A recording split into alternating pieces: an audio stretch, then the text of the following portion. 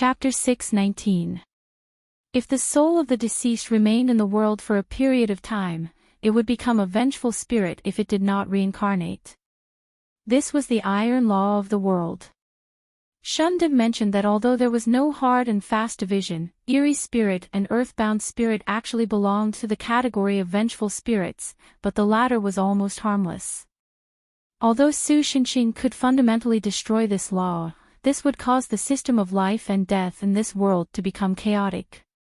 With his personality, he would not do such a thing. Mo Li could currently keep a soul fresh and not be contaminated by the outside world and become a vengeful spirit. But if he did that, Xiao Ruoying would be stuffed into the freezer. Unless Mo Li took her out, there would be no way for her to communicate with the outside world. From this point of view, she would be alone for a long time as a ghost, so it would be better to just send her to reincarnate. Since ordinary methods were useless, they could only find another way. Fortunately, although Su Xinqing was an idiot in magic and did not study much about occultism, he was still considered experienced and knowledgeable. Naturally, he had encountered similar situations before. Let me confirm again. Do you really want to give up your right hand? He glanced at Xiao Jingyi and confirmed again. Isn't this nonsense? Xiao Jingyi did not hesitate in the slightest as he said resolutely. But if you do that, you won't be able to be alone in the future. When you go to the toilet, you won't be able to hold the faucet with your right hand. Even if the position of 0 is not correct, you won't be able to use your hand to turn it back. Su Xinqing continued to ask. Suddenly, Xiao Jingyi's face became livid. It doesn't matter. For Ruoying, I have nothing to fear. Wait, brother, are you hesitating? Xiao Ruoying protested. You're actually going to abandon your sister for such a filthy reason. To a man, how can you say that something like 2000 is filthy? Xiao Jingyi said shamelessly. Because of his absolute trust in Su Xinqing, after old Su intervened, Xiao Jingyi calmed down a lot, and his mood calmed down. He even had the leisure to joke with Xiao Ruoying. By the way, Xiao Ruoying had returned to her ghost-like state and was protected by Mo Li to prevent her from being burned to ashes by the sun. The clay she used as her body was placed in front of Su Xinqing and Loli. Caution, is it really okay? Song Yu, on the other hand, still looked a little worried. Although this is my first time doing this, it shouldn't be a problem. Su Xinqing scratched his head. You have to believe in the power of physics. Sorry, I'm a liberal arts major. The girl rolled her eyes at him. What a pity. I didn't hit the nail on the head. Earth God Loli shook her head and said. It's fine. I've used this meme too many times anyway. The readers are probably tired of it. What did you say? Song Yu didn't seem to hear Su Xinqing's words clearly and asked subconsciously. Nothing. Su Xinqing laughed dryly and said perfunctorily. If you're ready, then it's about time to start. Earth God Loli yawned. I have a lot of work to do later. In short, it's dealing with the aftermath and moving. Our protagonist wisely decided not to say anything. The Earth God Loli snapped her fingers, and the ground bulged up, forming a small platform. On the platform were the clay used as Xiao Ruoying's body and Xiao Jingyi's broken hand. Su Xinqing picked up Xiao Jingyi's 50-cent bracelet +2, and prepared on the side. Seeing that old Su was ready, Earth God Loli also sat cross-legged in front of the platform and then closed her eyes and silently chanted something strange. It was probably an incantation. What she wanted to do was to use the pile of clay as a medium to refine a vessel that could store wandering souls. This kind of thing was the standard of villains in Xianxia novels. In fact, because of privately refining this kind of thing, the act of storing souls and making them unable to enter the cycle of reincarnation would also cause dissatisfaction in the world and lead to invisible and intangible karma. Even if the one refining this thing was a god, it was no exception. The moment the earth god finished refining, Su Xinxing, who was originally listless, suddenly raised his head and then raised his hand to pinch the karma that gathered around him. Although for earth god Loli, a little karma was nothing because of the merits she had brought over from guarding Jiangjin all these years, it would still have a certain impact on her divinity. Those cultivators who used souls as primers to cultivate were most likely not good people, and a considerable part of the reason was that their minds were affected by karma. Therefore, Su Xinxing was still cautious and didn't let them touch her. However, refining the magic weapon was still the first step. After letting Xiao Ruoying settle in, Su Xinxing immediately opened the protection of the sanctuary, enveloping the platform, himself, and earth god Loli. In the space created by the protection of the sanctuary, which was similar to a different world, earth god Loli began to use Xiao Jingyi's broken hand as a template to mold the shape and function of the magic weapon into a prosthetic arm that was exactly the same as Xiao Jingyi's right hand. Next was the most important part of this plan. Su Xinxing summoned the holy sword of the end, then cut off the definitions of the two things on the platform, namely, Xiao Jingyi's right hand and a magic weapon that can accommodate wandering souls, the parts in quotation marks, and then exchanged the definitions with slightly tough physical means, by pressing. Then, Su Xinxing raised the 50-cent bracelet +2 foot to +3, and tied it to the clay arm that was lodging Xiao Ruoying, to isolate the world from prying eyes. After doing all this, Su Xinxing removed the protection of the sanctuary and handed the clay arm that was lodging Xiao Ruoying to earth god Loli for safekeeping. After that, he poured all the karma he had just collected into Xiao Jingyi's broken hand. Mo Li. Leave it to me. Mo Li raised his hands high and shouted, Lu. The next moment, the karma on Xiao Jingyi's broken hand increased exponentially. Not long after, high-density clouds that violated the common sense of meteorology appeared in the sky. The purplish-red lightning flickered in and out of existence like a giant dragon, accumulating power. A moment later, a terrifying heavenly thunder fell from the sky with destructive power, for ordinary creatures, directly splitting the broken arm and the platform into pieces. Wow, this is the first time I've seen the tribulation thunder from such a close place. Even earth god Loli could not help but exclaim at the huge thunder pillar. It's spectacular, but Su Xinxing and Mo Li still had indifferent expressions. In terms of spectacle, this kind of tribulation thunder was nothing compared to the starship's main cannon that could destroy a star. If it was not for the fact that the tribulation thunder was equivalent to destruction and cancellation, to the laws of the world, Su Xinxing had more than 100 ways to create a more powerful attack with special effects. The thunder did not last long. After about half a minute, the thunder disappeared, and the tribulation clouds that occupied the entire sky also disappeared. Try it quickly.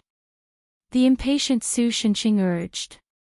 Earth god Loli took out the clay arm that was lodging Xiao Ruoying and waved it at the sky. After finding that there was no change, she could not help but be happy. It's done. Chapter 620. Let me think about it. Fang Xiaoqing, who was patrolling the streets with Xiao Jingyi, rubbed her temples and felt a headache.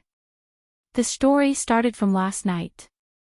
Because the night before yesterday, Xiao Jingyi had poured out all the words he had buried in his heart to Fang Xiaoqing. In a romantic drama, it was probably an opportunity for the relationship between the two to quickly warm up and even break through the shackles of the friendship. But in fact, after that, the atmosphere between the two of them became strange. Xiao Jingyi was very ashamed of his gaffe that day, so he intentionally or unintentionally avoided the other party. Fang Xiaoqing was overly protected by her family, so this was the first time she had such close contact with a friend of the opposite sex. For a moment, she didn't know what to do. As a result, the two of them were like a motor without a bearing, running in a perfect circle. It was the same last night. Xiao Jingyi tried to avoid Fang Xiaoqing on the night shift on the grounds that he went out to buy supper.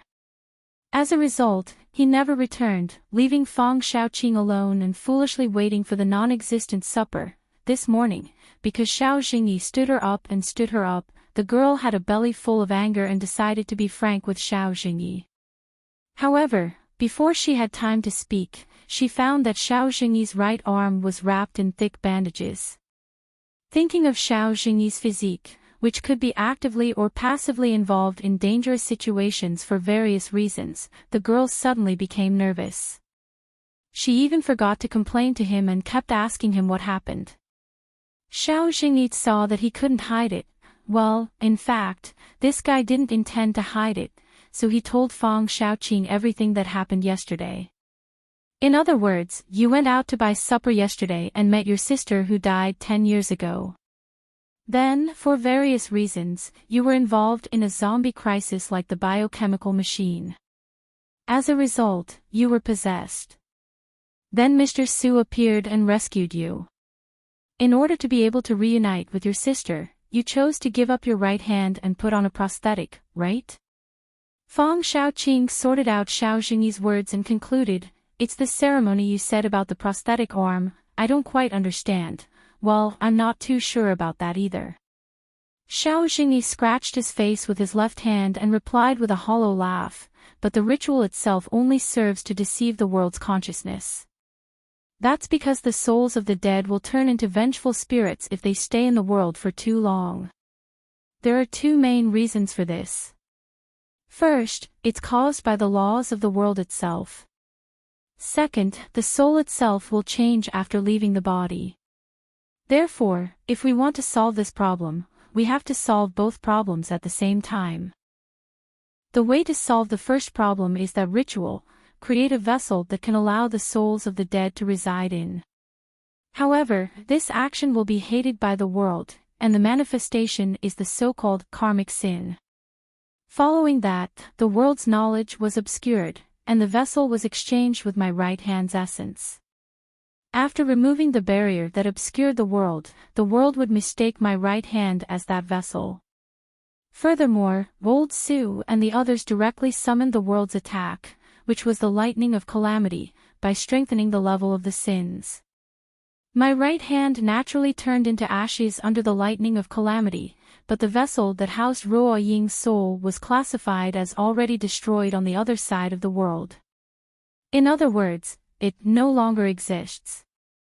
This way, as long as the world no longer discovers Ruo Ying's existence, she won't turn into a vengeful spirit because of the first reason. Then what about the second problem? Fang Xiaoqing thought about it carefully, but still didn't understand. Therefore, she decided to ask a simpler question. It's this. Xiao Jingyi raised his bandaged right hand. After that, Old Su asked Emily to cut off a part of my soul and used it as a raw material to disguise Ruo Ying, who was residing in my hand. After that, Ruo Ying's soul will appear as the part of my soul that was cut off and share an existence with me. Although she can't be considered alive, at least she's no longer dead, and the deterioration of her soul can be controlled. In other words, you and your sister are living together. Fang Xiaoqing concluded. Yes, in theory, that's true. Xiao Jingyi nodded. Why do I feel like it's like a German orthopedic doctor? Don't think so dirty, okay? Ruo Ying and I are just family. Xiao Jingyi said righteously. And according to Old Su, he asked Emily to leave a surgical method in my prosthetic arm. In the future, Ruo Ying will be my child. Although she won't inherit her memories and the form of family affection will be different, at least she can continue to be a family member. The first child is your sister. I feel a little weird.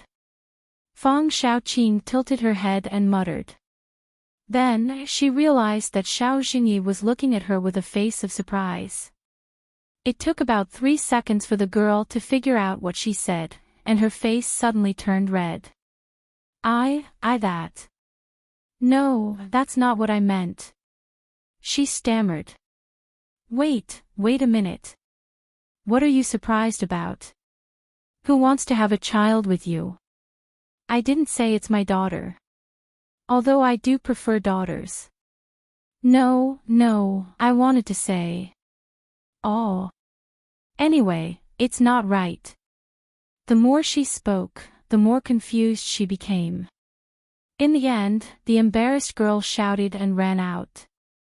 Xiao Xingyi wanted to chase after her, but last night's incident made his whole body sore. In addition, a small piece of his soul was cut off, and he felt very weak mentally. He couldn't run at all, and could only watch as the girl ran away. Really, I didn't say anything. Xiao Xingyi sighed and could only continue patrolling alone. Suddenly, a young girl who brushed past him called out to him. Mr. Police Officer, I want to ask for directions. Okay, Xiao Xingyi answered instinctively, and then he noticed something strange about the other party. Jiang Jin had already entered the cold winter. In this season when everyone on the street was wearing down jackets, the other party was wearing a thin violet silk dress. Most of her tender white forearms were exposed, and she wore high-heeled leather boots with rhinestones inlaid into the shape of a flower. In addition, the strange wooden staff on her back and her rare light purple hair were also surprising. At least, Xiao Xingyi had never seen anyone with hair dyed this color.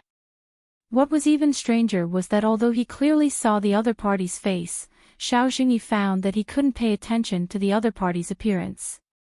He even had a feeling that if he looked away from the other party, he would immediately forget the other party's appearance. Then, Xiao Xingyi suddenly realized that such a strange person had brushed past him, but if the other party hadn't taken the initiative to call out to him, he wouldn't have even noticed the other party's existence from beginning to end. As if she didn't notice Xiao Xingyi's vigilance, the girl stared at the police officer with her bright eyes and asked in a cheerful tone. Do you know how to get to Sakura Apartments? Chapter 621. The afternoon sun shone through the slightly old windows of Sakura Apartments and fell on Dehei, who was pretending to be a cleaning robot in the living room. The sunlight brought warmth to the room, which did not match the temperature of winter. However, the temperature in Sakura Apartments was much higher than outside, so the warmth was nothing. Although Su Xinxing could not turn on the heating function of the air conditioner because of the electricity bill, there was a boiling hot spring in the basement of Sakura Apartments. As long as Mo Li weakened the heat insulation magic on it, it could replace the floor heating. Sakura Apartments, which was usually noisy, was very quiet today. In the living room, Mo Li curled up into a small ball on the sofa like a hamster. Her long blonde hair covered most of her body like a quilt. Her fair and delicate right hand hung down from the sofa, and the latest handheld game console from Nintendo was on the carpet. However, the screen of the game console had turned dark. It was not clear whether the battery had run out or it had automatically gone into hibernation because it had not been used for a long time. A few plastic boxes were piled up on the coffee table in front of the sofa. The empty box at the top still had the words, Metamorphic Sword 2, on it. The little girl, who had stayed up all night, had her eyes closed. Her long eyelashes cast a small shadow on her fair face. She was sleeping so soundly that her face was flat. Her expression, which usually did not change much, was now much softer and more delicate. Suddenly, the sound of raw eggs being thrown into a pan of oil rang out in the kitchen, breaking the silence in the apartment. At the same time, there was a mouth-watering burnt smell. Canine girl, who was sleeping soundly under the dining table like Mo Li, suddenly pricked up her ears and came out from under the table. Although Su Xinxing had assigned her a room, she had experienced the apocalyptic world where she could not sleep peacefully. Plus, she still had some dog-like habits, so she liked to find a strange corner to sleep in. Her appearance was so sudden that Dehei, who was cleaning the dining table, was startled. After a beep, she froze as if her computer had crashed. Canine girl skillfully dragged Dehei to the socket, plugged in Dehei to charge, and ran to the kitchen while wagging her tail. The one who was busy in the kitchen was still Song Yu. Unless it was a morning class related to credits and strict checking, it was already a compulsory course for girls to come to Sakura Apartments every day to prepare breakfast for everyone. After a while, Chihaya Fukuyama and Asahi Sakura Kanji came down the stairs. Chihaya Fukuyama, as usual, had low blood sugar. Chihaya walked to the living room in a daze as if she was sleepwalking. Sakura Kobayashi and Asahi helped her change her clothes, comb her hair, and tidy up her appearance in a very professional and skilled manner. Speaking of which, Qianzhao Shinshan was originally the kind of child from a poor family who had taken charge of the household early on. She was quite mature and steady. However, after being taken care of by Sakura Xiaolu, she was almost spoiled to the point of becoming a useless god. Then, Qin Xingyan, Song Yu's lifelong rival, came to the living room. After becoming a mysterious higher life form similar to a celestial being, Qin Xingyan did not need to sleep anymore. However, she looked a little tired today. After all, she had only been a celestial being for a short time. Her spiritual level was still closer to that of a human. After a few days of business trips, she was busy investigating the case of mortals learning forbidden knowledge and taking over other people's bodies. Last night, the culprit had been instantly killed by Su Xinxing, causing the uncontrollable ghouls to run around. She had run around the entire Jiangjin city alone and killed all the ghouls in the city one by one. She had also fabricated fake memories for the citizens who had witnessed scenes that could make their sanity level drop. From this point of view, there was no big mess in Jiangjin today. Qin Xingyan was undoubtedly the biggest contributor. Where's Xinxing? Today, Song Yu was wearing a green sweater and black leggings. Her black hair was tied into a ponytail with a rubber band, making it easier for her to work in the kitchen. The close-fitting clothes outlined the girl's beautiful figure. When she brought breakfast to the table, Sakura Kanji, who almost got to enjoy the facial cleanser treatment, subconsciously put her hand on her chest and showed an envious expression. However, Song Yu did not notice this. She asked the others curiously, Chiketsu and Yujingjing are not here either. Senpai and Chiketsu were dragged by Emily to play games the whole night. They're probably still sleeping. Qin Xingyan replied, as for Miss Yujingjing, she should be sleeping like usual. However, after this conversation, there was a strange silence between the two of them. After drinking a cup of warm milk, Chihaya Fukuyama, who had finally returned to normal, looked at the two of them helplessly like he was watching a teen drama. That's too much. I was only gone for a while, and you're talking about me like that behind my back. Yujingjing's sudden voice broke the awkward silence. Yujing, you're here. Song Yu let out an imperceptible sigh of relief. Then, she turned to the door of the living room, only to be completely stunned. What's with your indecent appearance? I was just caught by the warm bedding. Yujingjing, who was wearing pajamas and wrapped in a blanket, tried to refute, you might not believe me, but the blanket was the one that touched me first. You're still a girl, this kind of sloppy appearance is too ugly. Song Yu did not hesitate to put her hands on her hips and said in a tone like that of an empress, go change your clothes, or you're not allowed to eat breakfast. But I'm going to go back to sleep after eating anyway. Yujingjing mumbled unwillingly, but because she knew she couldn't change the other person's mind, she obediently went back to her room. Song Yu nodded in satisfaction. Then, as if she thought of something, her pretty face blushed, and she said in an attempt to cover it up, well, if you don't eat now, breakfast will get cold. You guys eat first, I'll go call Xinxing. Qin Xingyan's gaze immediately became sharp. Just as the atmosphere became a little strange again, and even Chihaya Fukuyama was holding a bowl of porridge, looking out the window and saying things like, it's that season again, a dong sound came from the sofa, attracting everyone's attention. They saw Emily roll off the sofa, probably because she turned over or did something else. Although Emily's head was very hard, and she could even smash a walnut with her head, Song Yu still subconsciously walked over to see if she was okay. In the end, before she could reach there, Jasmine jumped up from the carpet on her own. Song Yu had never seen such a shocked and even panicked expression on her face before. That guy's here. She even forgot to add the word said. It looked like she was really quite surprised now. Chapter 622. Seeing Emily, who was usually very calm, show a panicked expression, Song Yu couldn't help but feel curious. Is there a guest coming? She asked Emily while holding the tray. Me. Emily shook her head, the long blonde hair that casually draped over her shoulders also danced with her movement. The girl's small face was serious, and her tone was different from usual. It's said to be the world's scariest and most evil ugly woman. It seemed that Emily hated the guest that was coming. I'll go find the landlord. Emily didn't have time to pick up the game console on the floor, and quickly jumped over the sofa. Don't open the door during this time. Oh.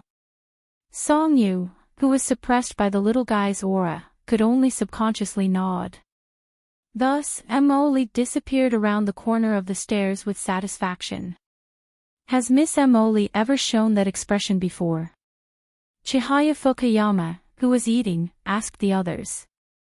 After all, other than the dog girl who was eating bacon and fried eggs, she was the last one to move into Sakura Apartments. Reporting to Chihaya, Sama, I haven't seen it before. Asahi Sakura Kanji moved in a day earlier than Chihaya Fukuyama because of the arrangements for moving in. Or rather, Emily doesn't usually show any expression except when she interacts with senpai. Qin Xingyan moved in half a year earlier than Asahi and her servant. Actually, Emily does have some changes in her expression, but it's more subtle. It's just that I've never seen her expression before. Song Yu wasn't a tenant. I feel like your answers aren't useful at all. After all, even the earliest Qin Xingyan only moved in half a year earlier. Oh whoa. The dog girl suddenly let out a strange cry. What's wrong? Song Yu hurriedly asked. Woof, my bread is gone. The dog girl pounced over and hugged Song Yu's leg, the two snow-white triangular ears on her head drooped, and she cried to Song Yu with tears in her eyes. Because the bread slices for breakfast sandwiches were made from toast bread without edges, out of the idea of not wasting food, the edges of the bread were slightly processed by Song Yu and made into cheese bread. This kind of dessert, which tasted similar to slightly hard biscuits, was widely praised in Sakura Apartment. Among them, the dog girl was the most enthusiastic about it. Song Yu looked at the table, and found that the bread was really gone, leaving only an empty plate with bread crumbs. Didn't you eat it? No, woof. The canine girl shook her head vigorously, and her fluffy tail stood up as if it sensed its owner's excitement. Oh, Woof's favorite. Woof's my favorite. But, Xingyan and Qian Zhao aren't the type to steal dried bread. Jasmine, who can instantly destroy food, hasn't been served yet. Apart from them, there isn't anyone else here. Song Yu was still confused. Woof's bread,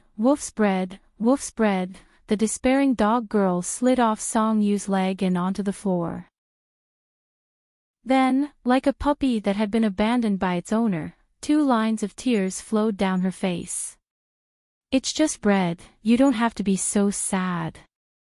Song Yu sighed helplessly. So this food is called bread. For an ordinary person, it's pretty good. At this moment, an unfamiliar voice sounded from the sofa where Emily had been sleeping.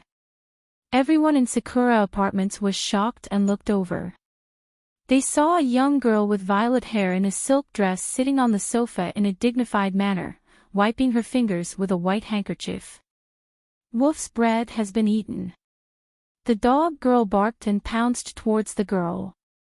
However, before she even reached the sofa, she screamed in pain, as if she had hit an invisible wall. Her whole body, dog, froze in midair, like in an American cartoon, and slowly slid down. Oh, it hurts. In the end, the dog girl could only cover her red nose and squat on the ground, whining pitifully. My friend, although this is an apartment in name, it's also a private residence. It's better if you don't do something that will make us think that you're causing trouble. Since the other party had displayed supernatural abilities, Qin Xingyan and the others naturally could not sit by and do nothing. Oh. Then what do you plan to do? The other party clearly had no intention of restraining herself. Instead, she smiled provocatively. Do you even need to ask? Qin Xingyan, who had long become a mysterious life form of the celestial level, appeared in front of the other party in a flash. Although he did not intend to hurt the other party, it was inevitable that he would throw the other party out of Sakura Apartments to teach her a lesson. Of course I'm going to chase out unreasonable people. I'm so scared. The other party said to him without the slightest hint of fear. The next moment, Qin Xingyan realized that his outstretched hand did not touch the other party. Instead, it reached into a spatial ripple. By the time he wanted to withdraw and retreat, it was already too late. A huge suction force pulled him directly into the spatial ripple. It was a strange space. There was no north, south, east, west, up, down, left, or right in this space. Everywhere was strange colors, like an overturned color palette. There was no foothold, no place to borrow strength, no spiritual energy, no air, and even the concept of time did not exist. After floating in this space for an unknown period of time, Qin Xingyan was suddenly pulled back into the spatial ripple. Then, he hit his head on the wall behind the sofa, almost breaking through the wall. Xingyan! Song Yuke shouted worriedly. Qin Xingyan, who finally regained his senses, realized that although he felt like a long time had passed, to the people outside, it was probably only a moment. The person on the sofa was definitely an unbelievably strong enemy. How about this? As Qin Xingyan was not injured, to the people outside, the attack only went through his body and appeared behind the sofa. Therefore, Chihaya Fukuyama, who did not know what kind of enemy he was facing, also made a move. She slammed the table and used the remaining power of the water god to control the unfinished milk on the table, turning it into a white arrow that flew towards the other party. However, the other party only reached out and snapped his fingers. The milky white liquid stopped in midair, and then inconceivably turned into hemp ropes. Those hemp ropes were like living creatures, attacking the people present at lightning speed. Woof! What is this? Why did the milk turn into ropes? This is completely against the laws of physics. Chihaya-sama. Wait, that can't be. Hongxiu, cut it off for me. Damn it, mana, beep, charging completed. Then, everyone, including Dehei, was tied up in a very provocative position.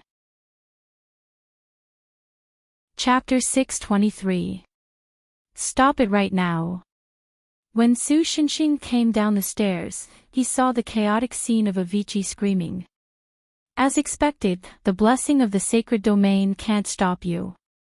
Charlotte. He sighed helplessly, looking at the purple-haired girl sitting on the sofa with a complicated expression. Of course. Why don't you think about where you learned the sanctum's blessing from? The girl answered matter-of-factly. Screw you. Su Xinxing said. That's true, but I still feel like there's a deeper meaning to your words. The girl named Charlotte then glanced at Jasmine behind Su Xinxing and couldn't help but frown. By the way, Shi Wei, you're actually carrying that thing with you. Using this thing to describe it is a bit too much, don't you think? Su Xinxing's expression became even more helpless. Mo only took advantage of Su Xinxing's presence to poke his head out from behind him, sticking his tongue out and making a funny face at the girl, even making a mocking sound. The purple-haired girl narrowed her eyes, showing a dangerous expression. If this was a manga, a vein would have popped out of her head. Then, Jasmine was given a good beating. Ouch, the little guy clutched his head, his eyes turning red. Stop fooling around. Go untie Song Yu and the others. Su Shinxing said as he pulled back his fingers, which were smoking because of the fast speed. Thus, Jasmine staggered away, ran over to Song Yu and the others, and helped them remove the hemp ropes from their bodies. I can understand why you have her with you. After all, her body is another extension of Yong's existence. But she's not Yong. You better wake up. If you leave her alone, she'll kill you sooner or later.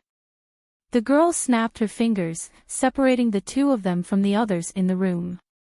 After ensuring that their conversation would not be overheard, she spoke to Su Shinxing. I know what I'm doing. After a moment of silence, Su Shinxing replied firmly, and Mo Li is still harmless.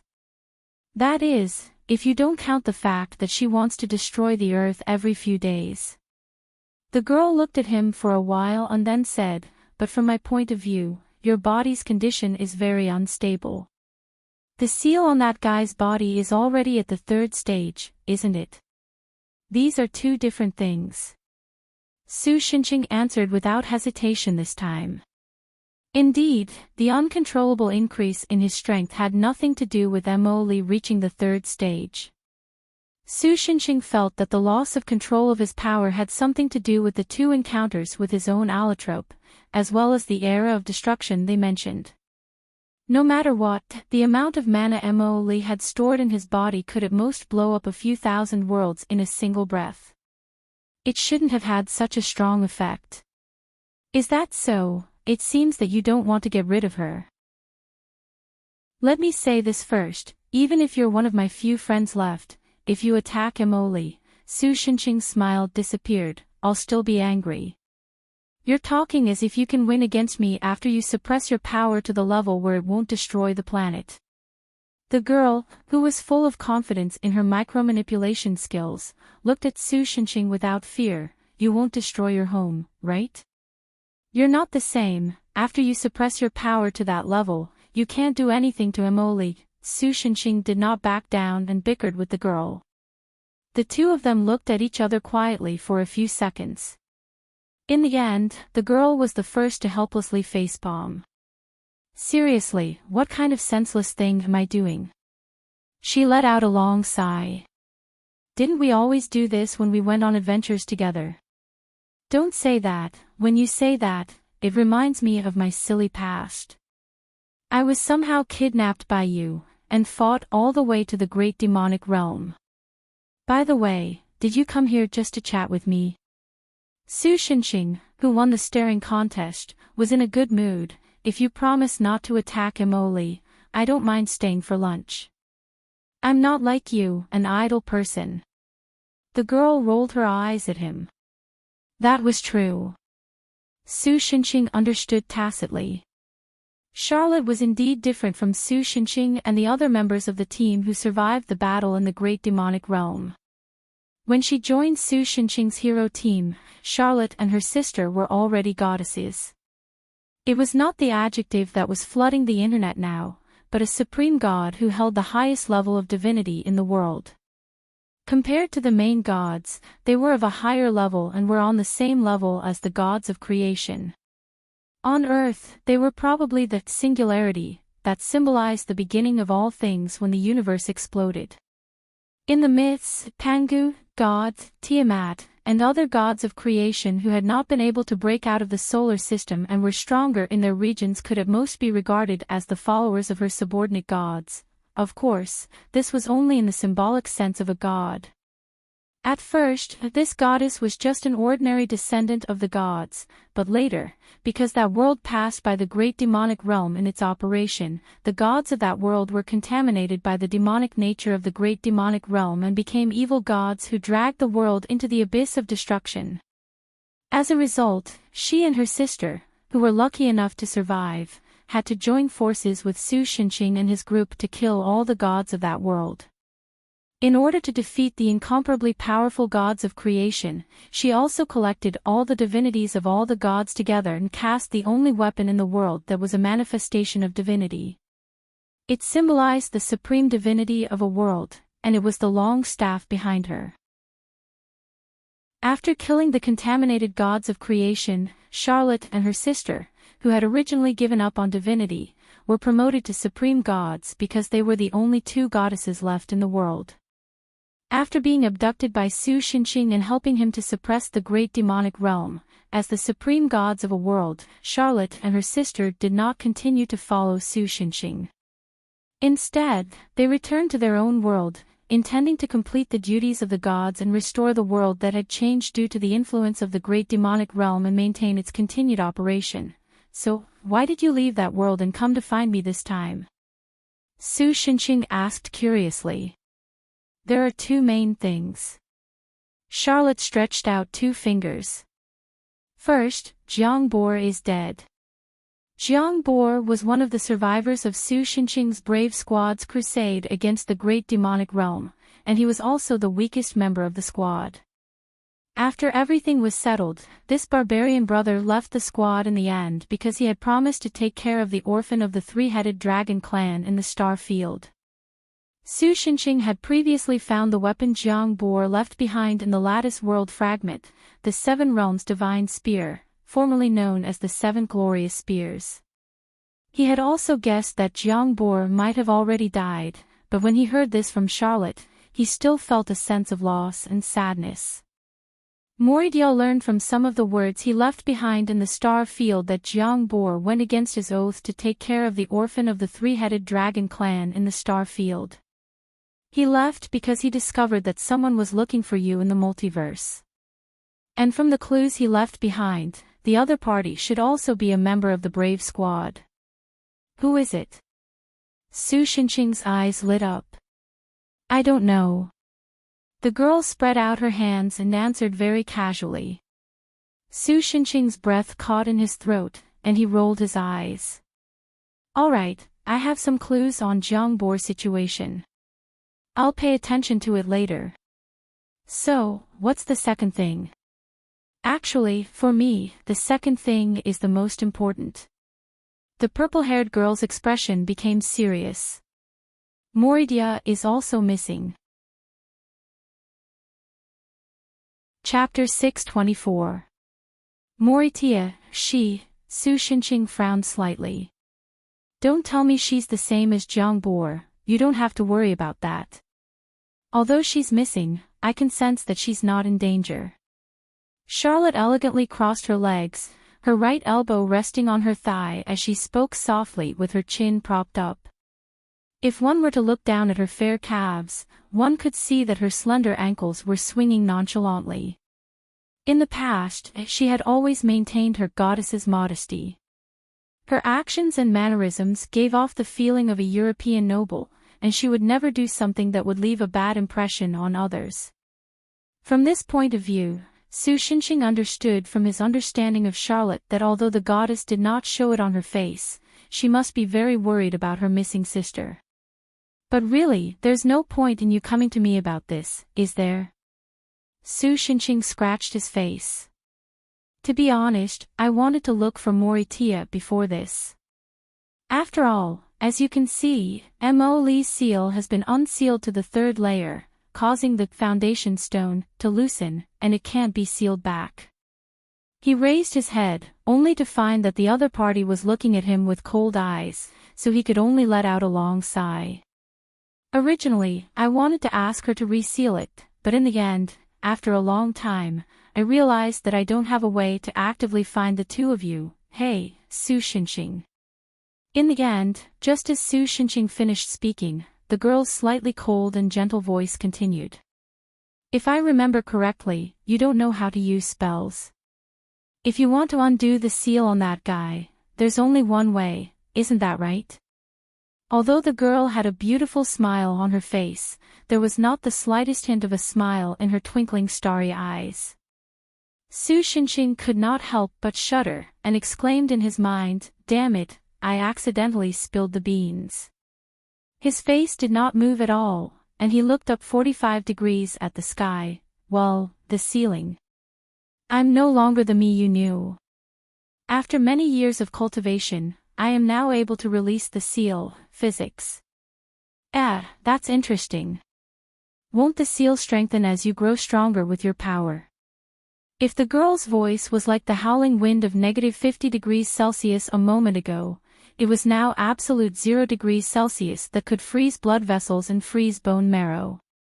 As far as I know, if you want to break the seal, physically, the difficulty is essentially the same as jumping up and turning 360 degrees to punch yourself in the head, isn't it? Why don't we talk about Moridia again?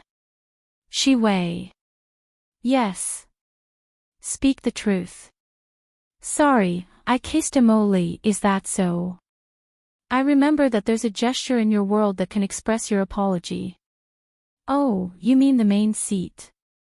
Then you know what to do, right? Su Xinxing obediently sat on the floor. Then he was glad that he did not say the word main seat.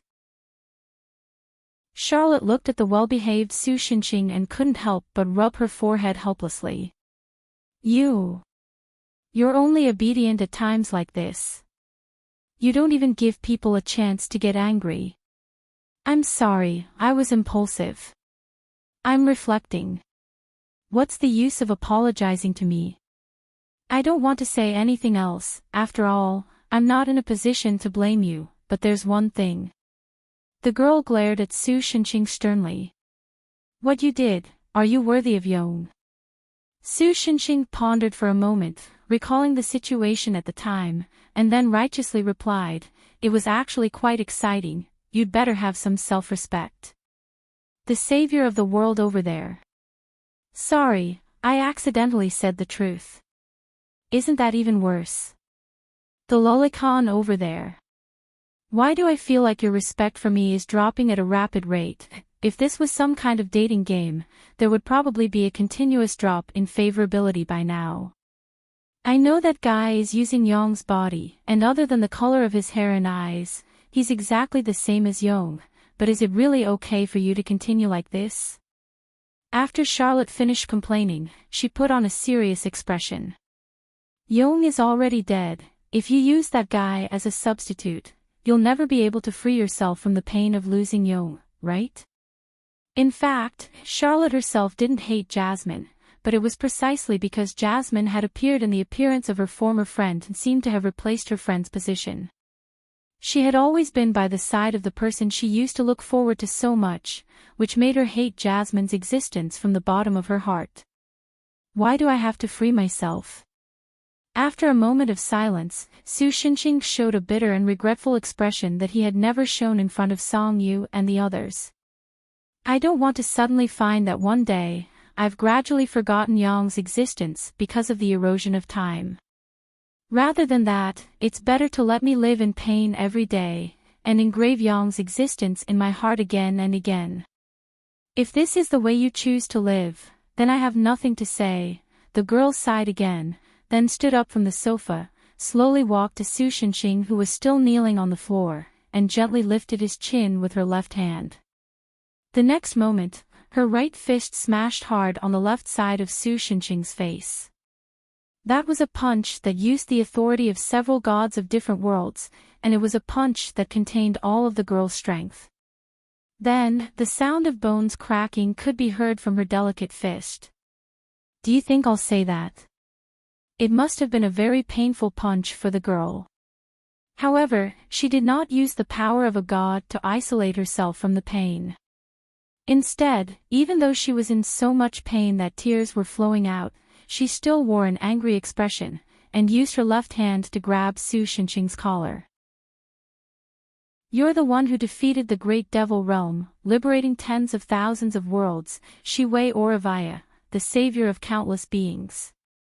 Do you know how much I, Moridia, Jiang Bor, and the others looked at your back with reverence?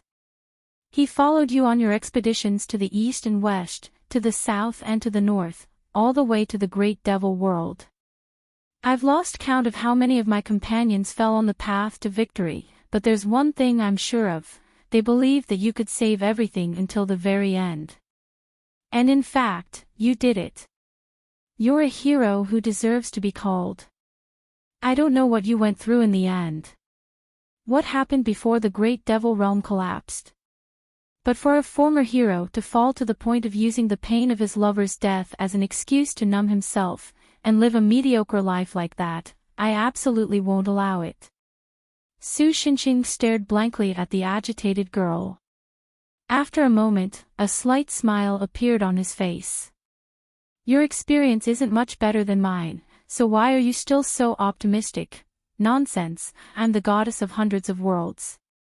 Even if those worlds wanted to stop, would keep spurring them on, making them work as hard as they could to please me. This self-proclaimed. Has she become a goddess? She's still as willful as ever. Su Xinqing smiled bitterly. However, he knew very well that after the great devil realm was destroyed, Charlotte had taken over hundreds of worlds that had been contaminated by the great devil realm, and gradually restored them to normal. Willfulness is the privilege of a goddess. So even if you're a great hero who saved tens of thousands of worlds, I won't let you sink to such self-indulgence. Pull yourself together, and be mentally prepared. The girl said righteously. The two looked at each other and smiled. Everything was understood without words.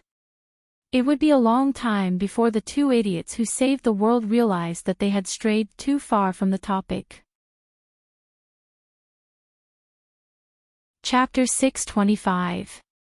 After dispelling the barrier that shrouded the two of them, Charlotte formally introduced herself to the other girls of Sakura apartment who had been freed by Emoli. I am Charlotte Yumiya, the god of ultimate heaven of the world of Yumiya.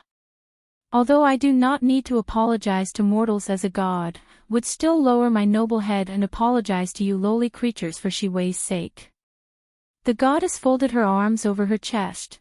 Whether intentional or not, it perfectly emphasized her perfect breasts that were slightly better than Song Yu's and could beat everyone else in Sakura apartment.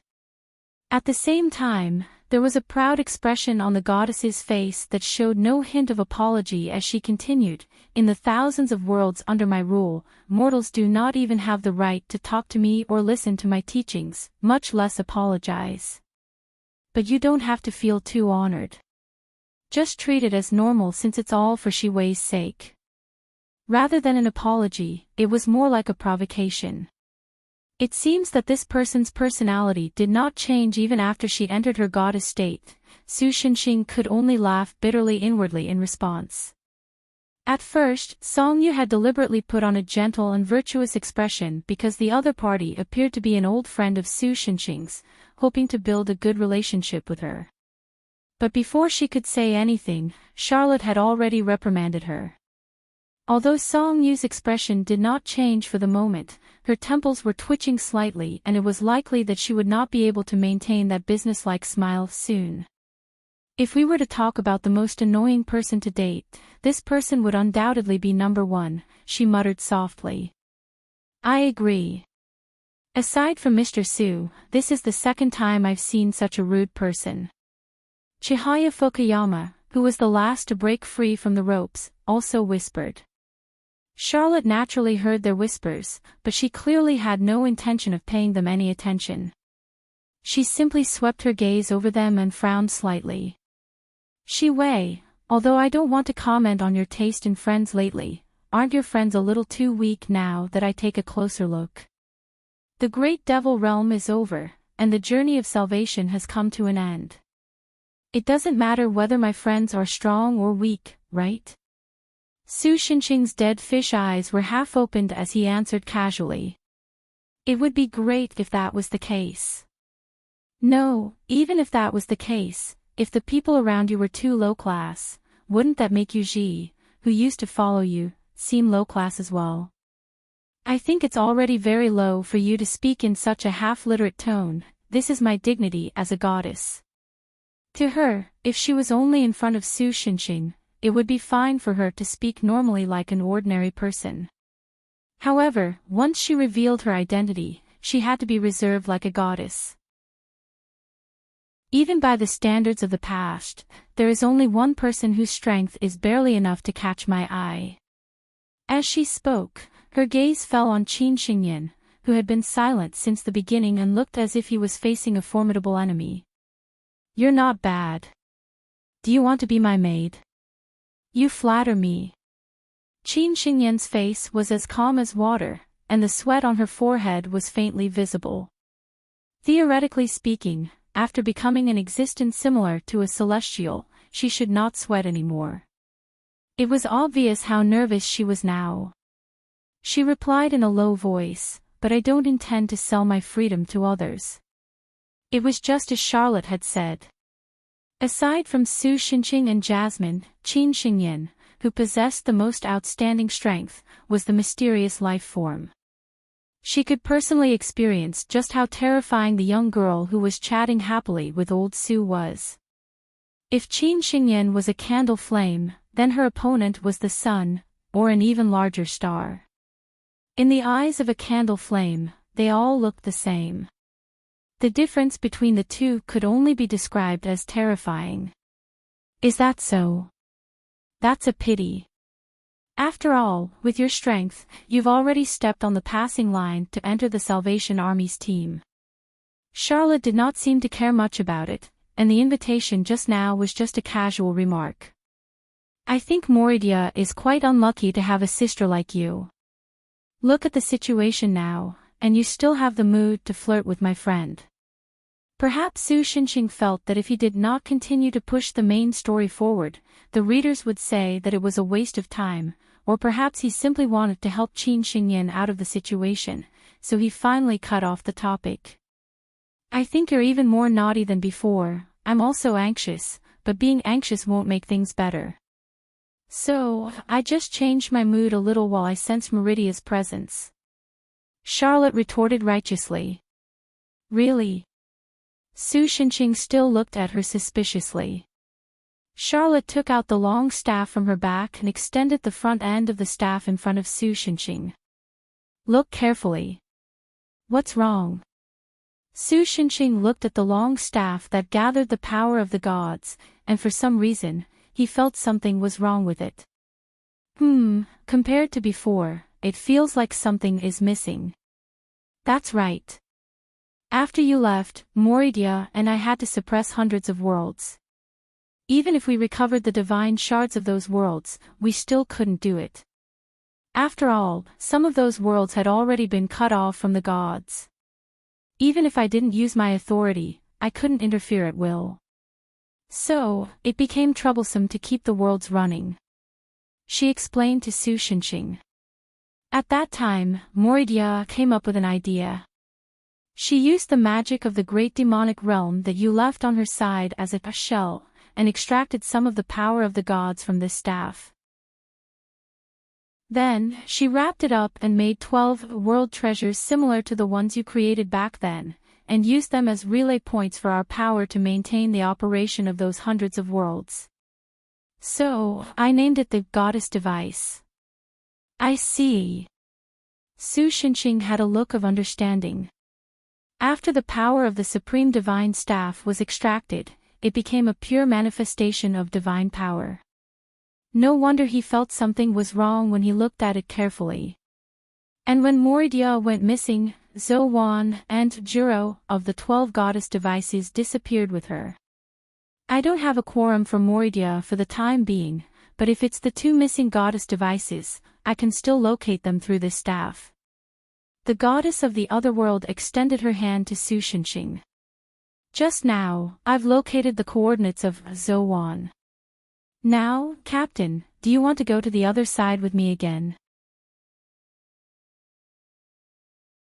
Chapter 626. Baron Beerbohm had 2 sons. The eldest son, Alan Beerbohm, who would inherit his title in the future, loved to read.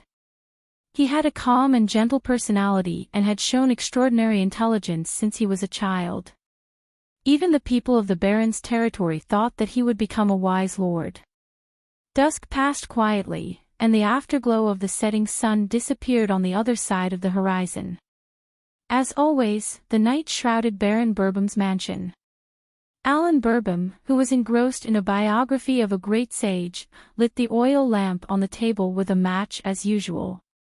However, the light brought by the fire only lasted for less than 5 minutes before the whole room fell into darkness again. The lamp oil was gone. Not only the oil lamp, but even the bottle containing the lamp oil was empty. Although it wasn't a problem to call the servants to get lamp oil from other places, most of the servants in the mansion had already gone to bed. With Alan's innate kindness, he didn't want to disturb them for such a small matter. Therefore, he simply went to the nearby storeroom in the dark to find the spare lamp oil. As a result, after rummaging for a long time in the dusty pile that might have been left behind by his ancestors who had made great contributions to the kingdom, he did not find the lamp oil. However, he found something that looked like a candle. If it was just reading, it would be fine even if it was a candle. With this thought in mind, Alan returned to his room with the candle and skillfully lit it with a match. After that, he saw the full appearance of the strange candle. The shape of the candle was like an orange-red bird that folded its wings. After the candle was lit, the flame was as gorgeous as the feathers on the bird's head. As the candle flame flickered on the eyes of the candle bird, the reflected light made it seem as if it had come alive. It was full of vivid feelings. After looking at the candle for a moment, Alan began to read the book that he had not finished yet. That book, is it interesting? After an unknown period of time, an ethereal voice sounded. Not bad. Sage Roy recorded a lot of interesting things when he traveled the continent, such as the apple forest on top of Mount Amos. At this point, the young man suddenly felt that something was wrong. He looked up and saw a girl floating in the air above the room. The girl had a rare head of long black hair. At this moment, it was as if the hair was alive as it floated around her body. The girl was wearing a strange orange-red dress embroidered with feathers in cloud patterns with golden silk thread. Alan swore that he had never seen such a long and wide sleeve. Recently, the noble ladies at the noble ball had become shorter and shorter, and more parts of their arms were exposed. They were more willing to use cloth on the hemline of their skirts, even if it would make the skirts so heavy that they even had to use skirts and pulleys to move freely. However, although the clothes were strange, even with Alan's aesthetics, there was still a strange kind of beauty that could make people accidentally indulge in it. This might be related to the fact that the girl herself was a beauty with a peerless temperament. What are you? Alan felt that his mouth was a little dry, but it was not because of a physiological impulse. It was simply the fear of seeing a phenomenon that he could not understand. Although he had seen records of magic and alchemy in some alchemists' notes, he had verified that those were either tricks or the result of fabrications. Therefore, it was normal for his worldview to be impacted when he saw such a supernatural scene with his own eyes. The girl did not answer. Instead, she pointed downwards. Alan looked in the direction she pointed and found that the girl's lower body was becoming more and more transparent. He could not even see anything below her knees. Only the flickering candlelight was still blooming. Then, Alan noticed something strange. He felt that a considerable amount of time had passed since he lit the candle. Even the most durable of candles should have burned down by now. However, the candle that was made into a bird was still exactly the same as before. There was no change at all. Are you the smoke from the candle? The young man's strong desire for knowledge overcame his psychological fear, and he could not help but ask the girl curiously. To be exact, I am the abstraction state of the information in the candle through the flame. The girl softly said something that the young man in the medieval era of Europe would never understand. If you must understand, the candle is my true form. Then can I call you a candle? Alan asked excitedly for some reason. Please call me Zoan. The girl who was born from the candle flame did not hesitate to reject this pet name. Who made you? An alchemist? Or a legendary great sage? I am the creation of the goddess. My mission is to return to the goddess side. But unfortunately, as you can see, I do not have the ability to move. The girl continued to speak with the same ethereal voice as before. If you are willing to help me return to the goddess, I can fulfill one of your wishes. Goddess? How can I help? Alan blinked and asked. He felt that the amount of information he knew today was, in a sense, more than half of his life in the first half of his life. Just kill me, Zo once said with a calm voice. Ha! The candle state was originally formed because of the distortion when passing through the wall of law. My existence is also a part of this distortion. As long as the distortion is corrected, the goddess device, Zo Wan, will naturally be able to return to the goddess side. As if she didn't notice the astonishment on the young man's face, the girl continued, as for the specific method, you can throw the candle into a furnace above 1,200 degrees Celsius, use a heavy object of more than 500 tons to smash the candle from a height of 1,000 meters, or use an explosion equivalent to about 10 million tons of TNT to do it. Although I don't know what you are talking about, I feel that it is very powerful. The ancient man in the medieval era was dumbfounded. Of course, if these can't be done, there is a simpler method. The girl continued with a blank expression. Blow out the candle and then hide it in a place where no one can find it. That's it. The young man was a little surprised. When everyone forgets about the existence of the candle, it's as good as being destroyed. Compared to the physical destruction mentioned above, this method of directly denying its meaning is closer to destroying its essence, Zo Wan said slowly as she stared at the young man. Wait a minute, but I still remember. This way, there is no way to satisfy the condition of everyone forgetting, right?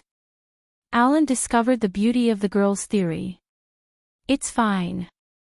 Before that, I will teach you to use some herbs to concoct a potion. After drinking it, you will not remember anything. So Alan decided to keep the candle and observe the situation. Chapter 627. The river of time flowed as usual. After spending some time with Zo Wan, Alan gradually figured out some of her characteristics. First of all, whether it was day or night, only when the candle was lit could Zo Wan appear. However, there was no specific pattern to the other party's appearance. It seemed that it was purely based on the other party's mood. Zo Wan herself gave Alan the feeling that she was as temperamental as a child. She insisted that her main body was only a prop of the goddess. The reason why she had self-consciousness was because of the problem with the prop. It was precisely because of this that she was obsessed with using others to destroy herself. In addition, Zo Wan had some kind of prophetic ability, able to predict the direction of some things. For example, whether the weather would be clear tomorrow, whether the servants at home would break their legs on the stairs, or whether the distant Morton Empire would send troops to the border. Although she herself, or Benju, it was said that this was a manifestation of a computing power, Alan didn't think that the addition and subtraction of numbers could be done to this extent. Even so, Alan didn't want to use the other party's ability to gain any benefits. For him, his current life was already happy enough, and he didn't need to obtain anything else. During his time with Zo Wan, he also began to have a hazy good impression of the mysterious and pure other party. As time passed, this good impression gradually deepened. Men in this world were already adults at the age of 16. After taking over his father's foundation through the coming-of-age ceremony, Alan did not become more mature. He skillfully dealt with his parents, who urged him to get married as soon as possible, and felt that he would be satisfied as long as he could spend his life with Zo Wan. As for Burbam's bloodline, wasn't there still a younger brother who could inherit it? When his younger brother's children reached adulthood, he would pass on the title of nobility to his nephew. Then, he would take Zo Wan to learn from Sage Roy and travel all over the continent to experience all kinds of local customs. When he was old, if Zo Wan still insisted on self-destruction, he would bring her to the highest peak in the world, Immerse, and bury her in the legendary apple forest. Then, he would silently wait for the countdown of his life. However, Alan was still full of confidence in himself. He felt that as long as he subtly influenced and got along with her, Zo-won would definitely be able to obtain the same feelings as humans and accompany him to the end of his life. He told Zo-won about his plans, and even took out the biography of the sage from when they first met. He flipped through it page by page, and told the girl about the places he wanted to go with her in the future. The young girl, who usually expressed her opinions clearly and criticized the other party for being too idealistic, looked at the excited young man. For the first time, she didn't say anything that would spoil the mood. She only smiled and quietly listened to the other party's dance as he described the future. How wonderful would their future be? It was supposed to be like this. However, his life was filled with all kinds of accidents. In the second year after Alan took over the territory, war broke out between his kingdom and the Morden Empire. Fortunately, Alan's barren territory was quite far from the border. Even if there was a war, as long as it wasn't the kind of war that would destroy the country, it had nothing to do with him. From the looks of it, this war seemed to be just an ordinary border friction. However, his younger brother hid it from his family and secretly joined the kingdom's army with a group of his usual companions. Moreover, because of the surname Burbum, he obtained the position of a small captain. Unlike Alan, as the second son, he would not receive anything other than some property even after he reached adulthood. Perhaps it was because he felt that the difference in treatment was unfair that he chose to wear his ancestors' armor, hoping to obtain more glory, merits, and titles on the battlefield than his elder brother. Then, the cold reality gave the youth a heavy blow. Not long after the war broke out, Alan received a letter from the battlefield, and his younger brother's relics. In an ambush by the Empire, his younger brother didn't even have time to surrender before he was shot in the eye by a stray arrow from the Imperial Army, killing him with a single arrow. Before he could grieve, even more bad news came one after another. The kingdom had suffered a crushing defeat in the battle with the Empire, and the Empire's army had already marched straight in. This time, they didn't just want to plunder some resources, but wanted to destroy the kingdom once and for all. The enemy's spearhead was already pointed at Baron Burbum, who was blocking their way. Faced with such a dangerous situation, the young Alan finally couldn't withstand the tremendous pressure and begged for Zo-won's help.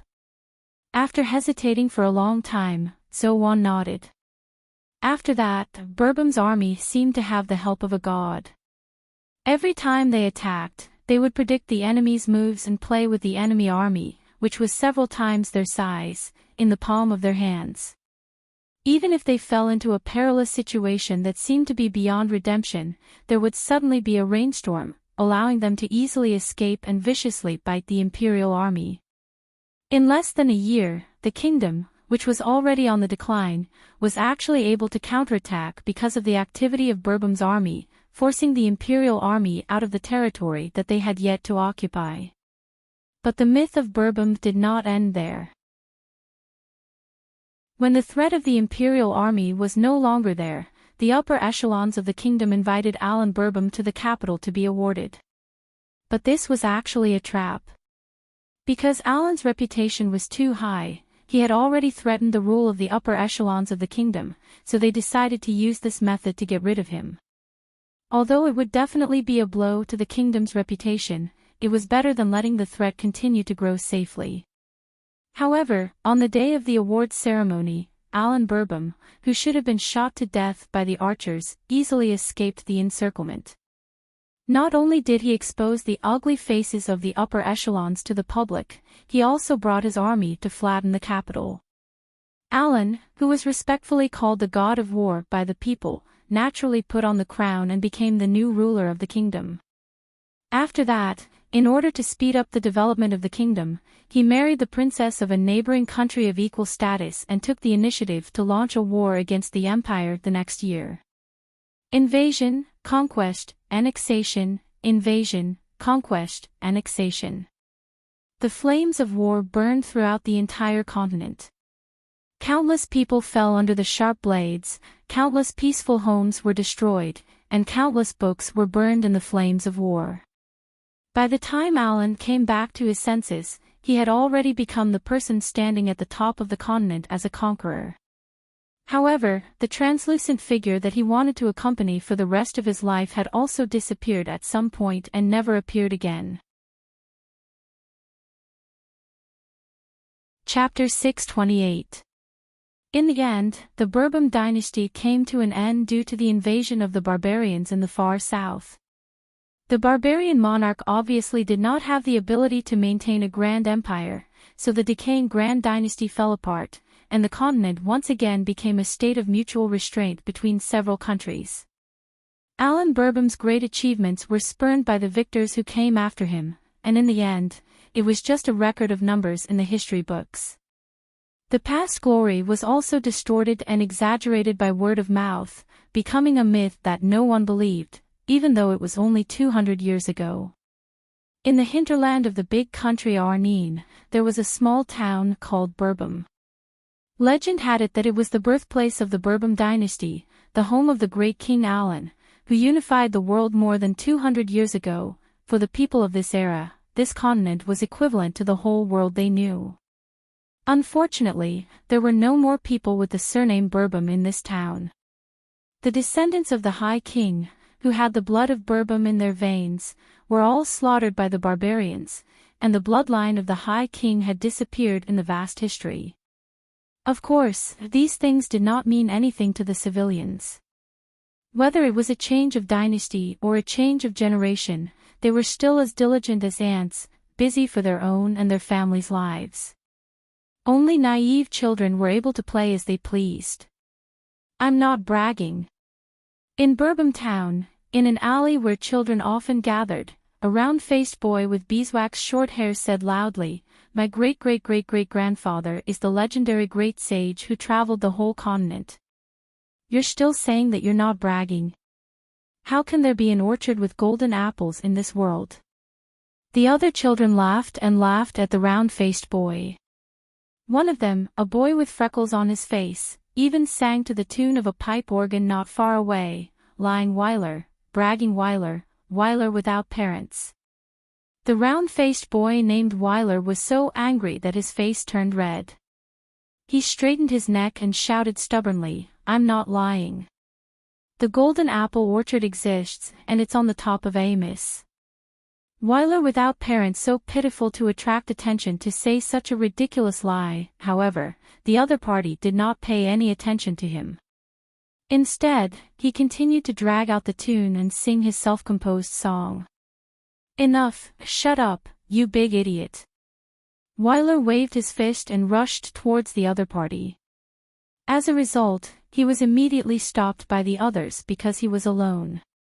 Poor Weiler, after all, you can only work in that dirty restaurant every day to not starve.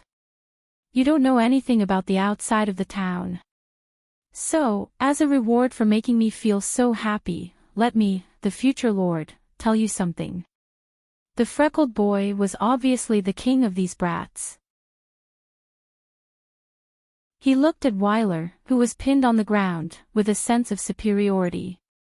He smiled and said, "Half a year ago, the famous knight, Lauren Claudian, under the sponsorship of Lady Cranelands, challenged to climb Mount Immerse and successfully conquered it. Unfortunately, there's nothing but snow on top of the mountain. Whether it's the apple forest or the snow monsters, they don't exist." "I don't. That Lauren must be a liar." Weiler, who was pressed to the ground, was still struggling. "You don't even know Sir Lauren Claudius. How ignorant!" The freckled boy spread his hands. "Sir is the only one who survived the Howling Crypt, and he has many adventure books. He's the most outstanding adventurer of this century. If you want, I don't mind lending you his book, Conquering Mount Immerse." "Bah! Damn it, how dare he spit on my shoes! Teach him a good lesson." "Weiler, you got beaten up again." Back at the restaurant, the fat boss saw Weiler with a bruised nose and a swollen face. He couldn't help but tease him. "Why this time? Is it because of the golden apple orchard? It's nothing. Wyler replied dejectedly. Then he ran to the back door and climbed up a small ladder. Wyler Roy's parents died in a natural disaster when he was young, leaving him all alone. After selling his family's property, of course, because he was cheated, it was sold very cheaply. Wyler finally managed to survive until now. He was now living in the small attic of the restaurant where he worked. His only pleasure every day was reading the ancient books that he brought out from his original home. The book depicted a magnificent world, which made people yearn for it. Ouch! Wiping the bruises on his face with a wet rag, Wyler gasped because of the pain. In the end, he gave up on this useless effort. He threw the rag in his hand on the ground, then laid down on the hard bed and picked up Roy's Travels again. Even though he already cherished this book, because he had flipped through it too many times, the book looked tattered. To be honest, it was a miracle that it didn't fall apart. Is Dad lying to me? Wyler's mind was in a mess as he forcefully closed the book. Then the young man shook his head and showed a determined expression again. No, it must be that freckled bastard lying to me. The golden apple must exist. He threw the book back on the table. For someone who cherished books, this action was quite violent. The spine of the book hit a small wooden box on the table, causing the latter to be knocked off the table and fall to the ground. Ah, Mom's wooden box. Wyler hurriedly stood up and ran over to pick it up. This small wooden box was said to be a treasure passed down from generation to generation by his mother. Although he didn't know what it was used for, his mother had always cherished it. It was precisely because of this that Wyler would rather sell the house than sell this seemingly expensive small wooden box. Ah, it really broke. Looking at the cracks on the box, Wyler couldn't help but feel distressed. After all, this thing seemed to have been around for many years and was quite old. It wasn't strange for it to break. Ha! At this time, Wyler suddenly found that the small box that couldn't be opened was actually loose. With a gentle push, the wooden board on top was removed. What appeared in front of him was a book that wasn't too thick, a letter, and a carved bird-shaped candle. Chapter 629. Wyler first curiously picked up the most eye-catching candle. The orange-red bird looked quite delicate, and it was quite heavy. When he smelled it carefully, there was a faint fragrance that Wyler couldn't tell which flower it was. But after looking at it for a long time, he couldn't see anything special except that the bird's crown should be where the fire was lit. So Wyler put down the candle and picked up the old book in the box. Unlike the popular sandpaper, the book's production process was made of parchment paper that had long been eliminated due to the high cost. But because of this, it could be preserved for much longer. Great! Great hermit! Is this the meaning of the word? Biography. Wyler's reading skills were taught by his father when he was alive. Although he didn't know the reason, Wyler's father not only taught him the current common language, but also taught him the more rusty ancient language and its grammar. It was similar to the Latin of Europe on Earth. It was something that only the upper-class circle, including but not limited to the nobles, would learn. Because learning this kind of thing was a relatively old memory, Wyler was still a bit stumbling when he read it. Wait, this word should also be read as sage, right? The boy shuddered and quickly flipped open the old book. On the yellowed pages were rather fancy handwritten ancient characters. Relying on his poor knowledge of the ancient language, he tried his best to read it word by word. Although there were some errors because of the different text, and there were some corrections when it was republished, there were some discrepancies in some of the content. But this book was undoubtedly the Roy's Travels that he had already read by heart. After realizing this, Wyler immediately flipped to the last page of the book and found the transcription information of this handwritten book. The name of the copyist was Khan. The cursive abbreviation in front of the name meant that this person should be a copyist belonging to a great noble, but this wasn't the main point. The time of copying is the 32nd year of the Rhine calendar. Weiler put down the book and went to a small cabinet at the side. Then he took out a large chronicle that recorded the era and quickly flipped through it. After a while, his hand stopped flipping the book, and his finger that was following the picture stopped at an entry. His eyes shone with surprise. Oh, the Rhine calendar, the Rhine calendar. Found it. The Rhine kingdom, an era earlier than the Bourbon dynasty. According to this book was copied 300 years ago. According to the time, it happened to be the era of his great-great-great-great-grandfather. In this way, combined with the name of the book, his great-great-great-great-grandfather, in fact, even Weiler himself couldn't remember how many great-great-grandfathers he had, was really a great and respected sage in history. There was no doubt about this point. Then Weiler picked up the parchment book again and flipped through it to the part he cared about the most. The apple forest on top of Immerse mountain.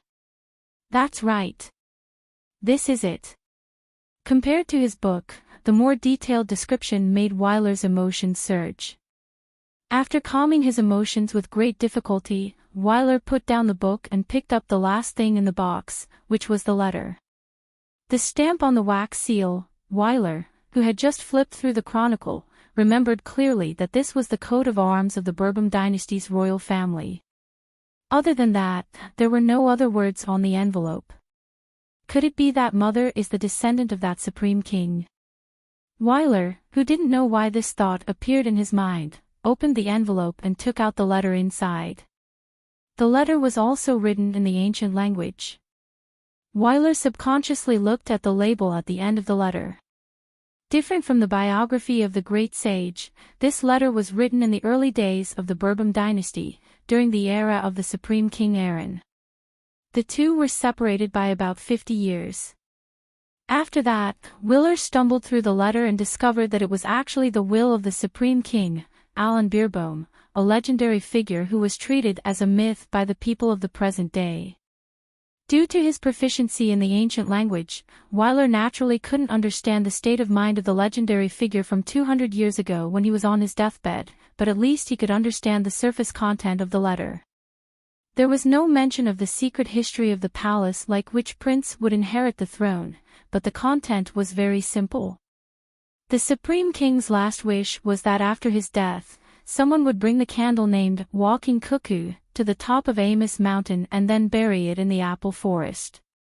The reason why he did this was not mentioned in the letter, but at the end of the letter, the legendary king who was regarded as guided by the gods repeatedly repeated words such as atoning for his own sins for being lost in utilitarianism.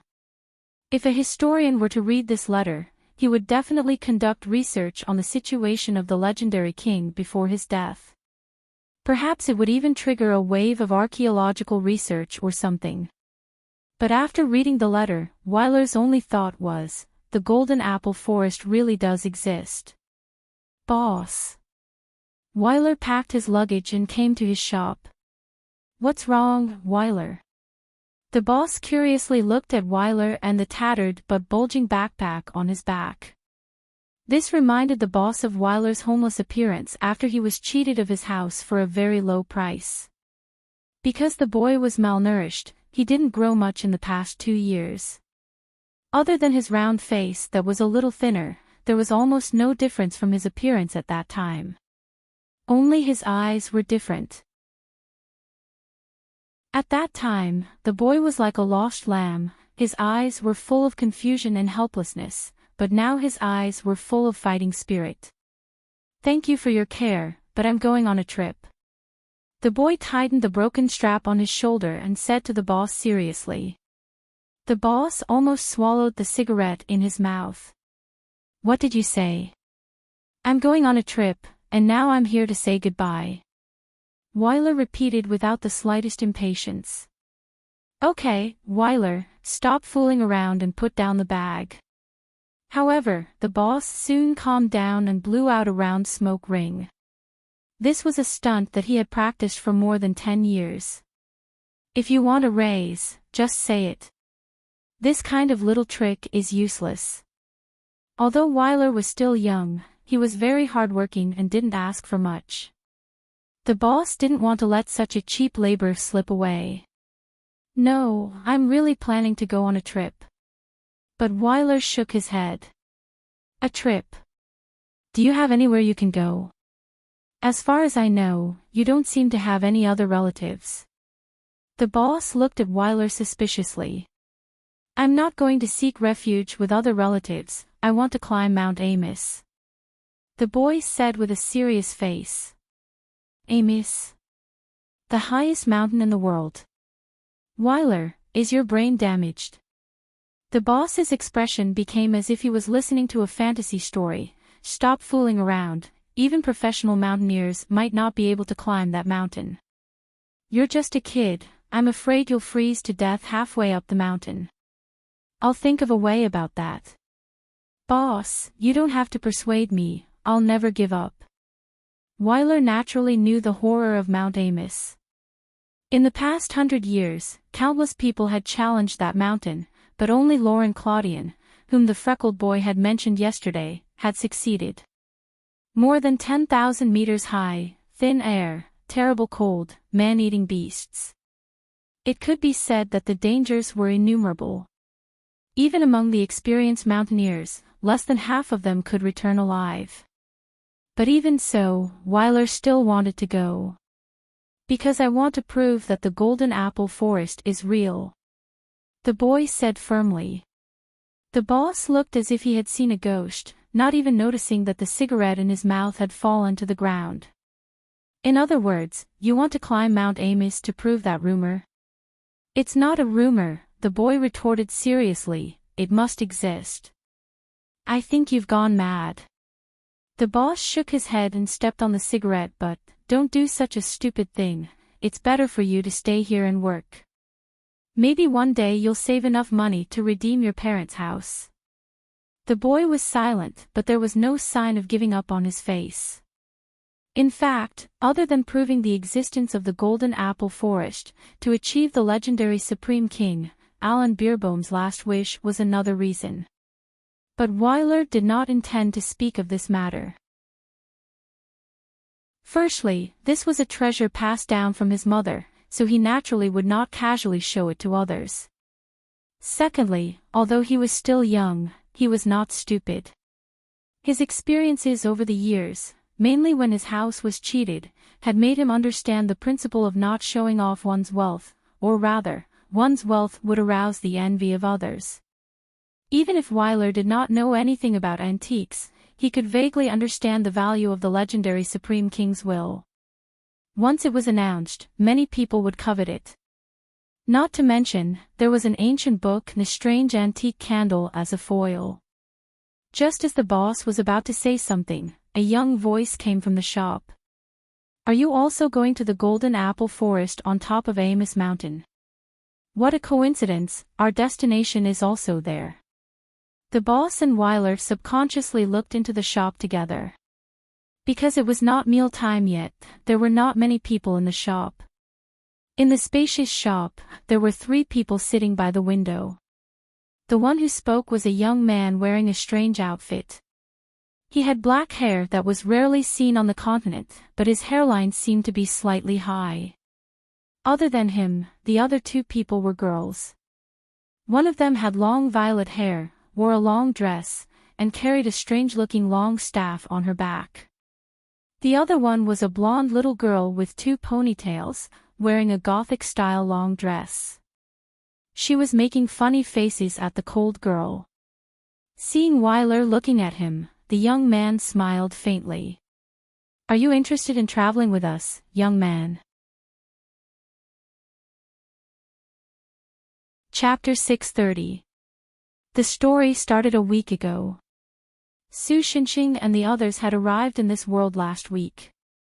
Originally, because Charlotte had already located the location of the goddess device, Zhou Wan, Su Xinxing thought that at least the first goddess device was in the bag. But when he arrived in this world, he found that this was not the case at all. When they passed through the world barrier, Charlotte's sensing of the goddess device had deviated. They first landed on a brown planet. The surface of the planet looked quite barren, just like the desert next door. The vegetation on the planet. There were only clusters of fungi that looked like lollipops. As a result, before old Sue and the others could leave the planet, they found that there was actually a civilization on the planet. Although it was the kind of advanced civilization that had not broken out of the galaxy, it had at least entered the interstellar era. However, the founders of the civilization were soft-bodied creatures that looked like slugs that had been magnified dozens of times. Their method of making tools was quite unique. They secreted a milky white liquid from their skin, then wrapped it with their own bodies to shape it. When the white mucus solidified, it became a tool that was as hard as cement, but only 1/5 of the weight of cement. Even the spaceships that broke out of the atmosphere were made using this method, but during the manufacturing process, other materials were added to the milky white liquid. Those slugs seemed to be quite aggressive. Su Xinxing did not talk much with them before the other party immediately attacked them with a strange acid gun. Su Xinxing thought about it and felt that even if he came into contact with the acid, it would not be a good thing for the readers. He might even attract a lot of attention because of it. So, while making sure that his clothes did not come into contact with the acid, he directly opened fire with the group of slugs. After shooting down the other party's interstellar fleet, Su Xinxing took Emily and Charlotte out of the slugs' galaxy and continued to look for their target. But all of this did not go well. First of all, the internal capacity of this world was astonishingly large. There were as many as 1 million planets with life, and nearly half of them had developed civilizations. More than 90% of the creatures that created these civilizations were like the slugs, not mimetic creatures, the kind that did not have a human form. Then, there was the information that Charlotte received after trying to sense it again. "I think I've figured out the source of the interference," the divine girl said to Su Xinxing. What was interesting was that in theory, there was no way to transmit sound in the vacuum of this world, but Su Xinxing and Charlotte weren't restricted by this law at all. They could talk even in space. What is it? Could it be that there are some strange fellows playing tricks again?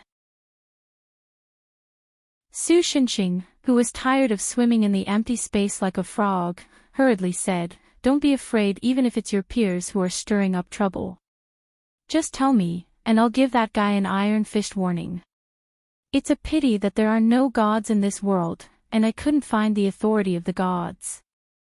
Judging from the bizarre intelligent creatures that don't appear in the worlds created by gods, I'm afraid this world itself is the godless type."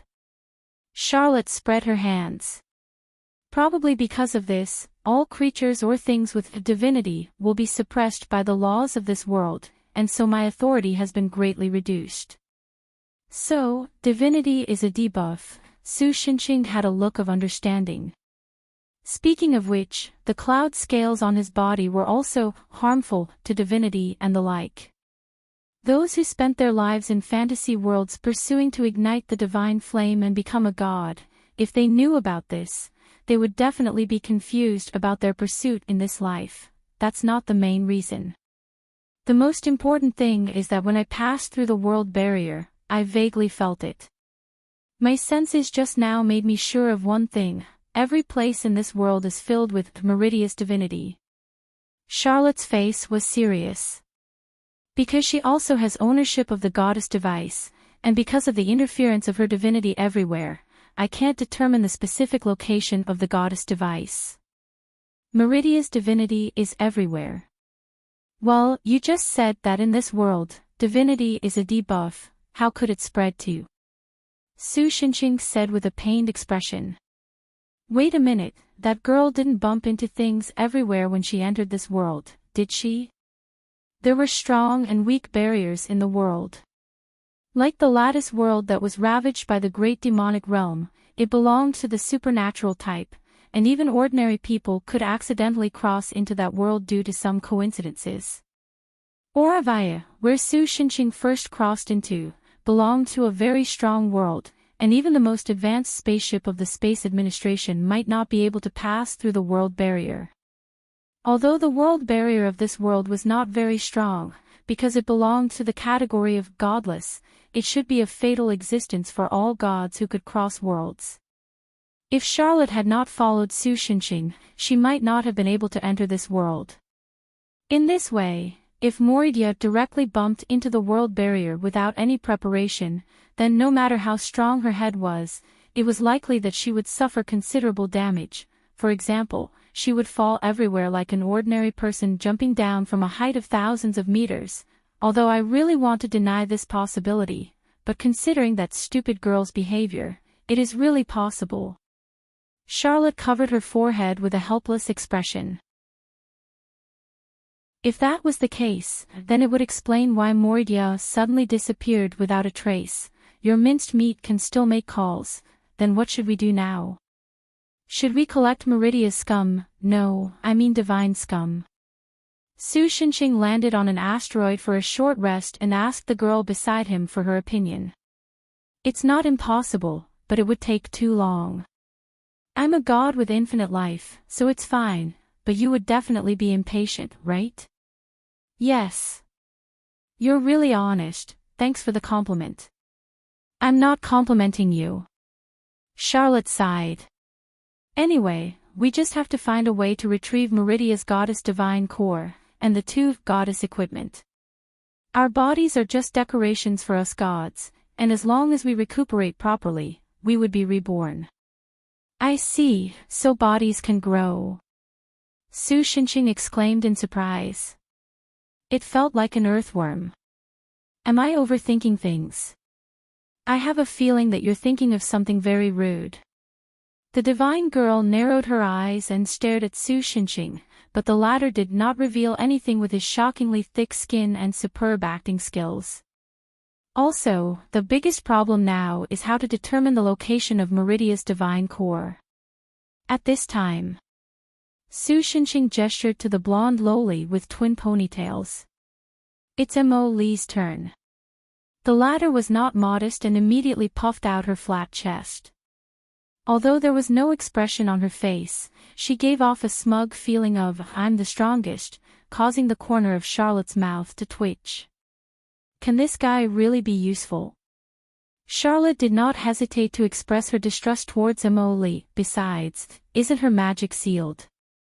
Didn't I say before that her seal has been unlocked to the 3rd stage? Su Xinqing shrugged. If it's to spy on you and Moridia, who fought the great demonic realm with me, it's beyond my power. But if Moridia really only has her divine core left, then there's still hope of finding it. Is that really so? Charlotte was still a little doubtful. Well, it's better than blindly searching for it in the vast universe. Su Xinqing was quite optimistic. Besides, it doesn't cost any money, so let's give it a try. Since you've said so, Charlotte sighed again, and then crossed her arms as if she had given up. She looked at Jasmine with an expression that said, "Hurry up and start your performance." Then, Jasmine ran to her side and took away the staff behind her when Charlotte was caught off guard. "Hey, you bastard, you really don't give up."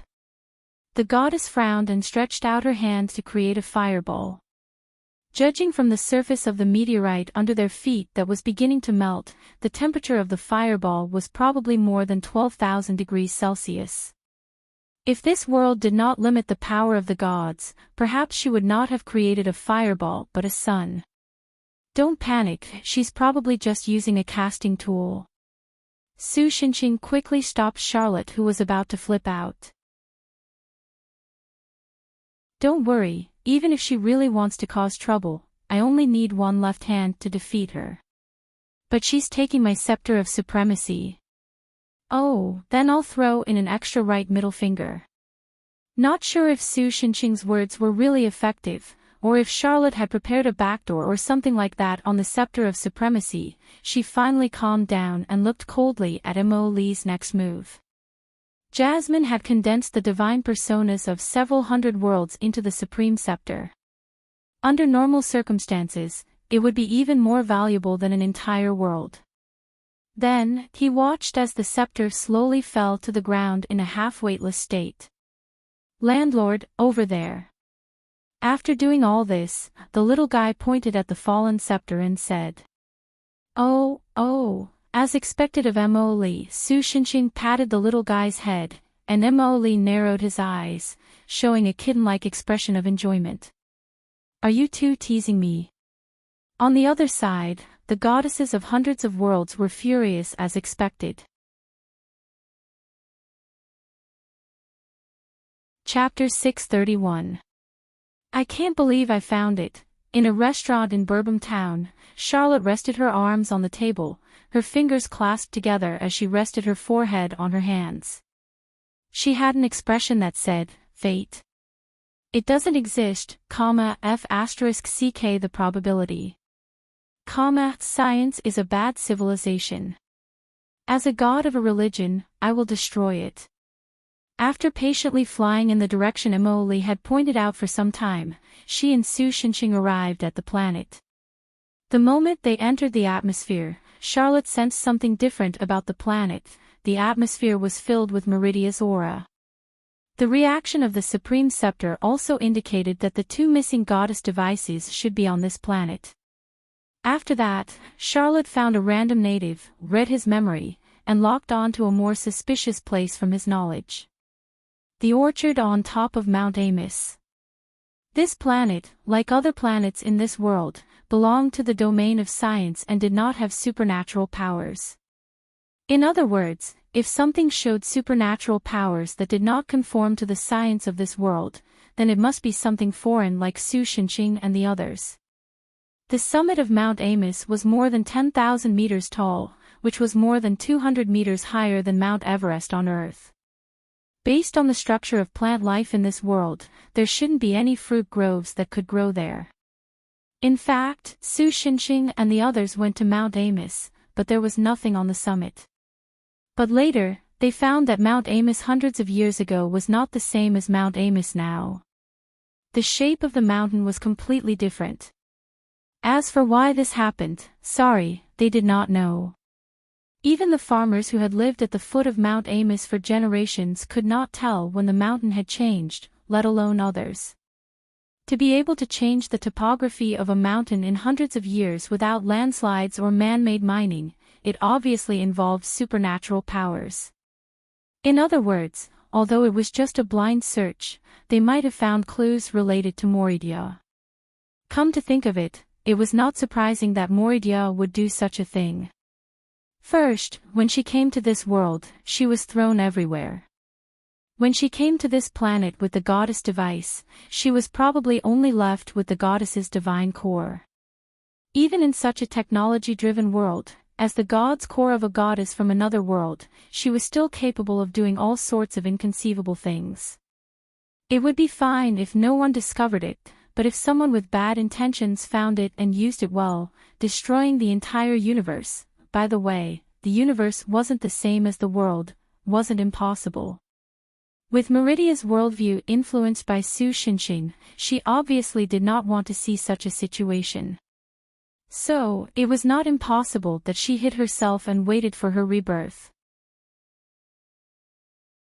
So for Su Xinxing and the others, the main problem was how to solve this mystery and get to the core of Moridia.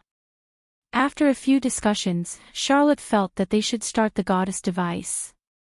She was almost certain that both of the goddess devices were on this planet, and they were not in the same place. Maybe if they found the two goddess device, they could solve the mystery of Mount Amos and find Moridia.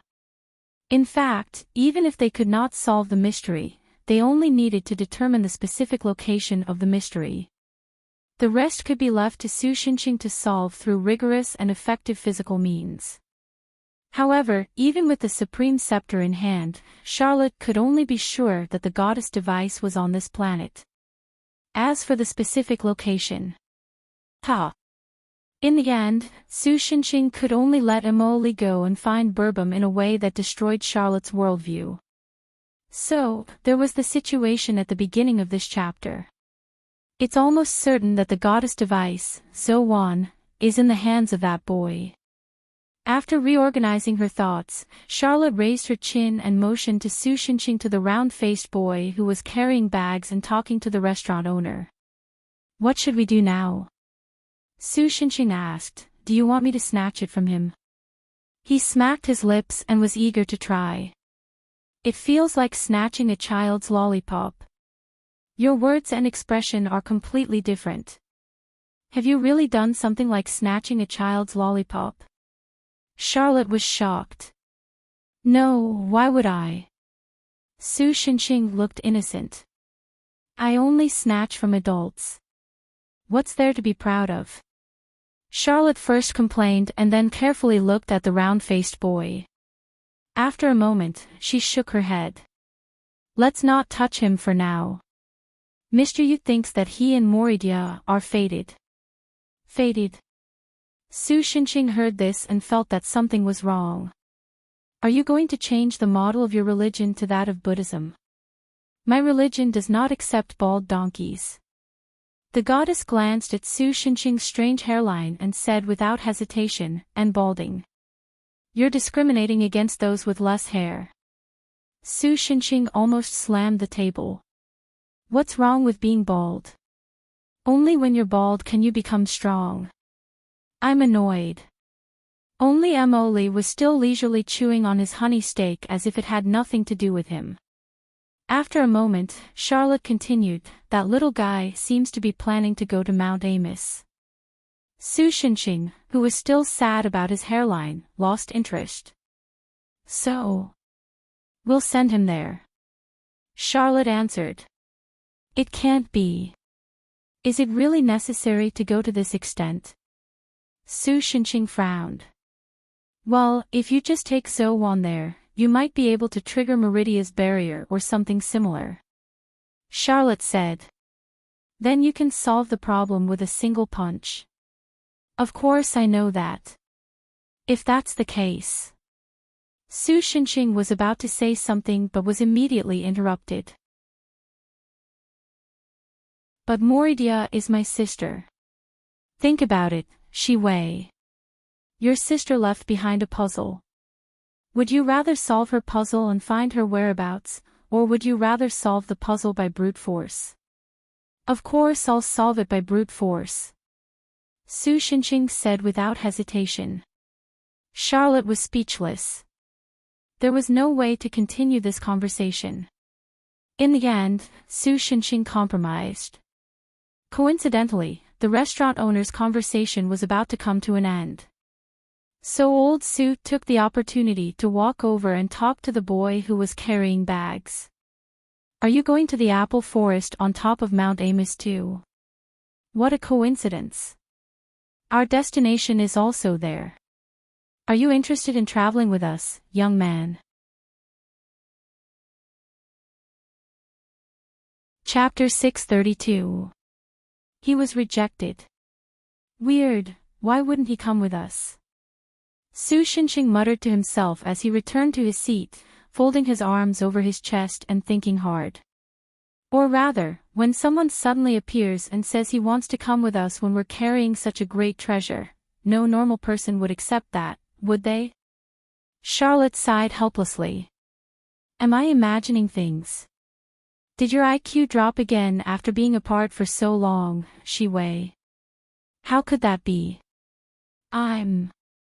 Wait, what do you mean by again? Su Xinqing protested. It's just a slip of the tongue. The divine maiden looked as if she was going against her conscience, and only spoke quietly after averting her gaze. Who are you kidding? Ahem. That's not important. It's very important. Whether it's for my reputation or my IQ. Su Xinqing exclaimed loudly, slamming the table. Still, his mischief was soon stopped under Charlotte's suppression. Either way, if we can't go with that youth out in the open, we'll just follow him in secret, Charlotte said. Charlotte said, anyway, with our strength, it's very easy to not be discovered by him. Tailing. Su Xinqing's face was full of reluctance. I'm not good at this. Stop fooling around. Didn't you always like to follow Yong in secret back then, and almost beat the Grand Elder of the Three-Headed Dragons into a retard because of a misunderstanding? The Divine Spirit Girl looked at Su Shenqing with disdain. If it weren't for the fact that he was magnanimous and reasonable, the cooperation with the Starfield's Three-Headed Dragon clan would have failed because of your trivial matter. Even so, such a psychological attack was nothing to Su Shenqing, whose skin was now thicker than a star system.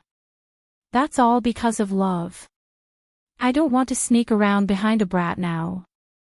Charlotte and Su Shenqing glared at each other, unwilling to back down. Moments later, the Divine Maiden suddenly smiled charmingly. Hey, Shi Wei, did you know?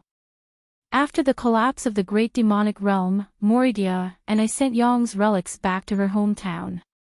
Then, because of some accidents, we found some very interesting things in her home. What? Su Shenqing looked confused, unsure of what she was trying to say. Ahem. Ah.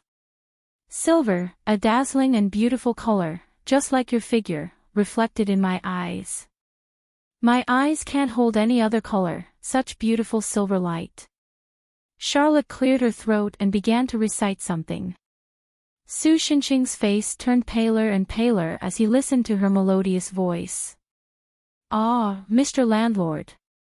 I'm out of body. Even Emily stopped eating and poked Su Shenqing curiously. Only then did Su Shenqing come back to his senses. That thing. Why do you have it? I clearly remember. No, before that, Yong should have already. Then, his face turned red at a speed visible to the naked eye, and his speech became incoherent. If Qin Xingyan or Song Yu were here, they would be surprised by Su Shenqing's first expression, which was closer to shame and disbelief than wavering. That's right, it's the love letter you wrote to Yong. Charlotte's face showed a foxy smile. Although Yong said she destroyed it, she kept it in her house. As long as I control my strength, I can erase the memories of the goddesses of hundreds of worlds with one blow. Su Shenqing, who had fallen into chaos, clenched his fists and muttered to himself. Cuckoo, it's useless even if you can control your strength. I have a backup of my memories in all the worlds I control, and I can immediately recall them when I return to those worlds. Charlotte continued to look at Su Shenqing with a mischievous smile.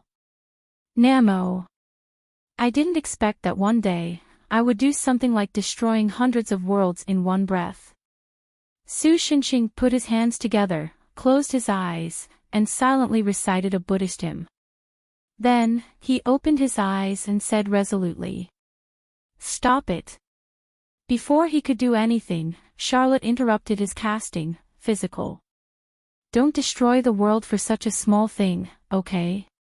As long as you cooperate this time, you don't have to do anything, I'll delete those things myself. Really? Su Shenqing was overjoyed. Of course, why else would I leave those embarrassing filthy words to pollute my world source information database? Filthy.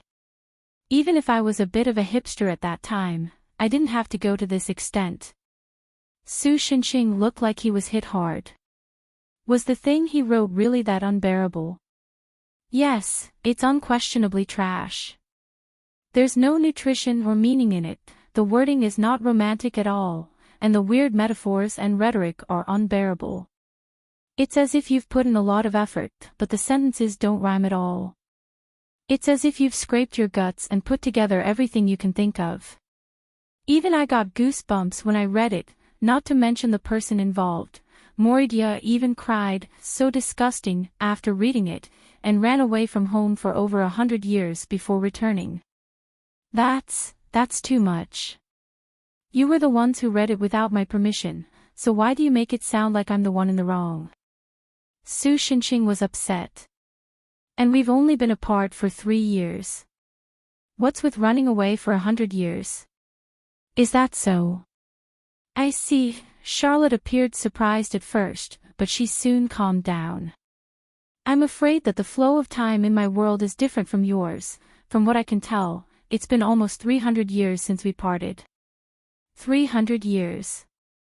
Su Xinqing stared blankly. For a god like me, it's only a moment, but objectively speaking, it's still quite a long time. The divine spirit nodded. All right, I'll listen to you this time for the sake of those 300 years. Su Xinqing breathed a long sigh. Isn't it because of your love letter? Charlotte asked, amused. Definitely not. Su Xinqing answered firmly. If that's the case, I'll stay and admire it. As I thought, worlds and whatnot should just be destroyed. Su Xinqing felt that he was on the same level as Emily of late. Don't worry, it's just a joke. Charlotte giggled. Chapter 633. After rejecting the strange man, Weiler went on his own journey. Although he was already very careful, the difference in life level made him completely unaware that he had long been targeted by a 2+1 super godly boss. When Weiler came to the street, he found that the usually spacious street was filled with a sea of people. There were also soldiers wearing tall hats clearing the way. Even the feudal lord had never seen such a big scene when he went out on patrol, so Weiler couldn't help but feel uneasy. But at this moment, an even more troublesome situation occurred. Yo, isn't this the liar Weiler? At some point, the freckled boy had wandered nearby with his lackeys. What are you trying to do by bringing so many bags with you? Could it be that you stole something from the shop and can't stay here anymore, so you want to run away? He stared at the bags on Weiler's back and laughed loudly. If it was any other time, Weiler would definitely refute loudly and even punch him in the face, but today he just lowered his head and didn't say a word. Hey, you weren't really chased out, right? Weiler's unexpected reaction made the freckled boy stop laughing. He frowned and asked Weiler.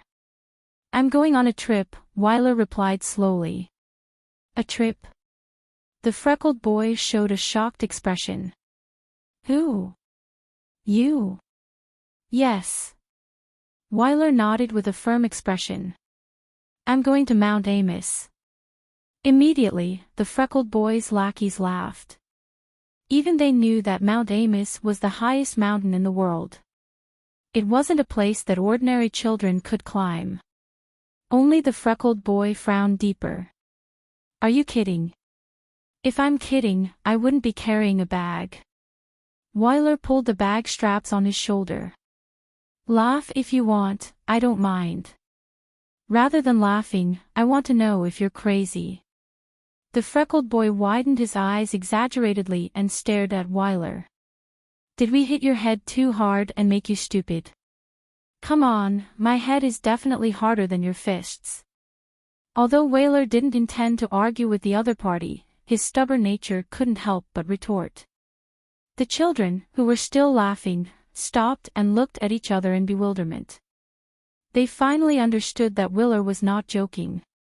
If you were chased out by that chef, you can come to my house and be a servant. My father won't reject me for such a small matter.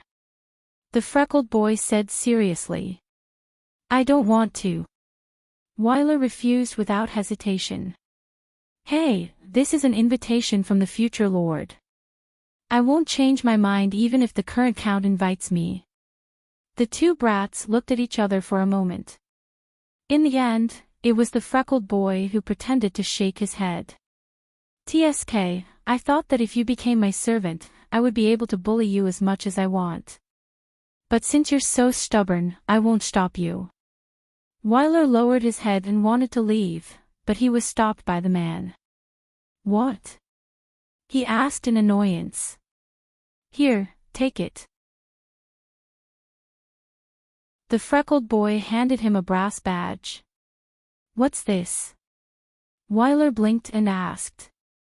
My family's coat of arms. The freckled boy answered casually and then asked, do you know why so many people gathered on the street today? There was still a long time before the harvest festival, and there were no other festivals worth celebrating recently. In that case, there weren't many possibilities left. Is there a big shot coming? Wyler guessed. That's right. Do you remember Mr. Lauren Claudian I mentioned to you before? The freckled boy said proudly. Actually, he happened to pass by Bourbon Town yesterday and rested with his attendants at my house. And just now, he left Bourbon with everyone's farewell. There were actually so many residents who came to see Knight Claudian off. Could it be that he was really famous?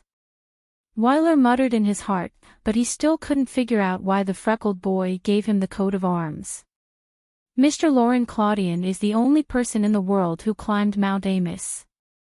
If it's him, maybe he can give you some useful advice.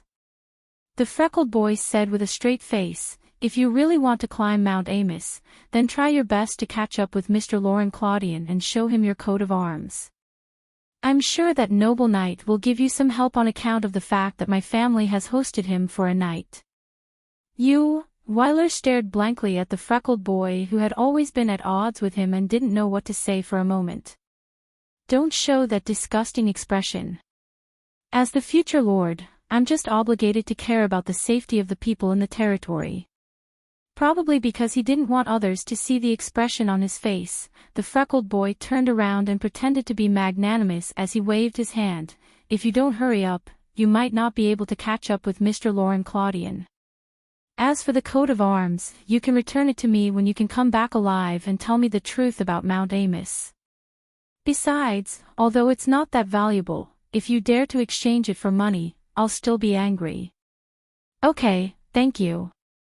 In the end, Wyler's face still showed a cheerful smile as he waved at the freckled boy's back and quickly ran out of the city. After that, the freckled boy turned his head and looked at the other person's back that gradually disappeared into the crowd with a lonely expression.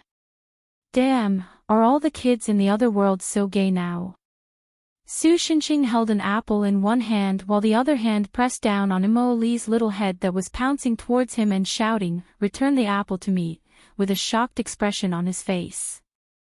Originally, he had planned to throw the apple that Imo Li had gotten from who knows where when the freckled boy continued to obstruct the round-faced Wyler to attract his attention and create an opening for Wyler to escape. In the end, he didn't expect to see such a scene. This is just pure friendship, right? Charlotte clearly had a different opinion about this. However, her wording reminded Su Xinxing of a certain someone at home who referred to himself as a dirty lady with a picture of pure friendship on the cover of her book. Therefore, he was even more convinced that the two little brats were gay. Charlotte clearly didn't notice Su Xinxing's thoughts as she continued to express her own opinion. Generally speaking, unique things always leave a deeper impression on people. Most of the people that the freckled brat interacts with are flatterers. Even if they know he's wrong, they won't say it out loud. Therefore, to him, Wyler, who can raise a different opinion, argue with him, and even fight with him, should be a rather special existence. Is that so? Yes. Otherwise, why do you think you and Moritia had such a deep impression of you? Isn't it because you're different from the other creatures in the other world and even dared to challenge the gods? The girl nodded and then had a slightly mocking expression on her face. Or, do you think you and Moritia have feelings for you? Oh, then it must be pure friendship. Thus, Su Xinxing immediately changed his opinion and pulled off Mo Li who was already biting his hand. He then stared blankly at the saliva on his hand. Seeing that Su Xinxing was starting to act dumb, Charlotte helplessly sighed. That's enough watching the show. Wyler has already gone far, let's follow him. Of course. Su Xinxing, who couldn't ask for anything more, immediately carried the still pouting Mo Li by his waist and chased after Wyler. Chapter 634. Although Lauren Claudian had a horse as a knight, his followers were all on foot, so there was no need to worry about being left too far behind and not being able to catch up. Even so, Wyler was just a child after all. Whether it was the length of his strides or his stamina, he was not as good as an adult, not to mention that he was carrying some luggage. It was obviously not easy for him to catch up with the other party. Should we help him? Su Shinqing, who was secretly following behind the other party, asked Charlotte. He was not the type who liked to procrastinate, especially when this matter involved tailing the young boy. No. No, it should be said that now is not the time for us to make a move. Charlotte put her index finger on her cherry lips and made a kashug gesture to Su Shinqing. At the same time, she revealed a mysterious smile. According to my perception, something very interesting seems to be happening in front. TSK, so what if you have a strong perception? Su Shinqing muttered softly. Sorry, I can do whatever I want with a strong perception. Charlotte looked very happy. Although she was not entirely correct, Su Shinqing, who suffered a great loss in perception, was also very clear that what she said was basically correct. When it came to perception, it was generally an ability similar to radar or the minimap in games.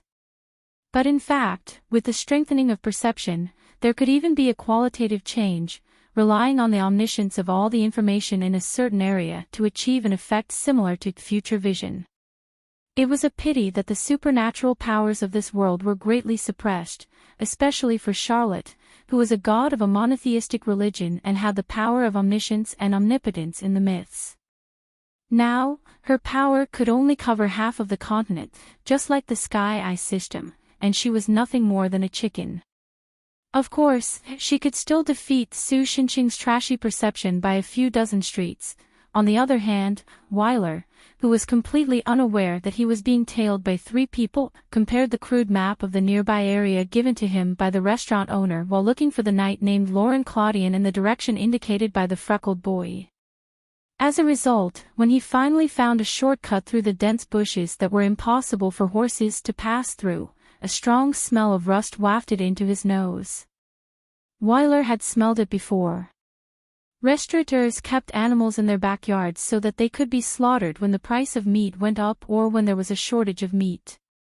Only when a considerable number of livestock were slaughtered on the same day would there be such a disgusting smell in the backyard. Could it be that a passerby was attacked by a wild beast? With this thought in mind, Whale poked his head out and carefully looked at the roadside where the fishy smell came from. In the end, he saw corpses all over the ground. Judging from their attire, the deceased were all attendants and retainer knights. There were also some people wearing leather armor and holding weapons. A few days ago, the lord of the nearby area, who was the freckled boy's father, had changed the equipment of the nearby army. The uniform armor made them look rather impressive. As far as Weiler knew, there seemed to be only one group of thieves in the vicinity who wore leather armor. But this place should be quite far away from the bandits' hideout. Then, Weiler's gaze was attracted by a survivor not far away. It was a rather handsome young man who was holding a wooden box the size of a soup pot. At first, Weiler felt that the other party was very familiar. After looking at him for a few seconds, he suddenly realized that the other party was the knight Laurent Claudian in the portrait that the freckled boy had shown him before. At this time, Claudian was in a very sorry state. It was not an exaggeration to say that he had thrown away his helmet and armor. His handsome face was covered with blood and dirt. He was sitting in a paralyzed position, panicking as he tried to escape from here. But it was obvious that his goal was not going to be achieved. Because there were still a few fierce-looking people wearing leather armor slowly surrounding him. In fact, from the mocking expression on their faces, perhaps the reason why Claudian was able to survive until now was because they were like felines teasing their prey. They were deriving pleasure from teasing Claudian, the famous knight of the continent. And after watching for a while, Weiler also had doubts in his heart. In the rumors, the knight Laurent Claudian was a brave man. It was said that he could single-handedly kill a giant bear, challenge a snow monster, and even easily defeat the legendary mysterious werewolves. Not to mention a few bandits wearing leather armor, even if he was surrounded by 100 soldiers, he should be able to break through. But now, the other party's performance really did not seem like the rumored brave warrior. His sword was clearly at his waist, but when faced with the bandits' provocation, he only wanted to escape and had no intention of fighting. Could it be that this guy was just a swindler who used the name of Knight Lauren Claudian to swindle people? But even if he could deceive ordinary people, he should not be able to deceive a lord who had a fief. No matter what, the current situation was clearly not something a child like Wyler could interfere with. So, Wyler spent about 0.2 seconds to decide to leave this place without attracting the attention of the bandits as much as possible. But when he planned to shrink back into the bushes, he felt as if someone had pushed him from behind, causing him to lose his balance and roll out of the bushes. At this moment, he looked at the bushes, but did not find anything hidden inside. Could it be that my foot slipped? In the end, he could only come to this conclusion. At this point, it was impossible not to alarm the bandits. After hearing the sound, they had already looked over. Some of them even began to stride over. Wyler was like a startled rabbit, trying to escape from this place. At the same time, perhaps feeling that Wyler had attracted the attention of all the bandits, Lauren Claudian took this opportunity to pick up the box and wanted to escape. But the bandit's reaction was faster than he thought. Almost at the same time, one of the bandits reacted and lifted his leg to kick Knight Claudian to the ground. He even used his foot to stomp on Claudian's chest. If the knight did not have a breastplate, this kick would have broken a few of his ribs. At the same time Claudian fell to the ground, the box he was holding also fell to the ground. With the crisp sound of a wooden board breaking, the lid of the box fell down. Then, something fell out of the box that Wyler could not pretend not to see. It was a golden apple. Chapter 635. Even on the shaded path without sunlight, the miraculous fruit still glowed with a golden light. There was no mistake, that must be the legendary golden apple in the orchard at the top of Mount Immerse. The moment he saw that, Wyler felt like he was struck by lightning. An indescribable feeling rushed from his spine to his brain. Although he had already made up his mind, he still had some doubts about the orchard mentioned in the letter. But now that the real thing appeared, it meant that the golden apple orchard really existed. His great-great-great-great-grandfather didn't lie. Then, Wyler suddenly realized that he was in a terrible situation. Facing the bandits rushing towards him, the round-faced boy even felt the hair on his body stand up out of fear.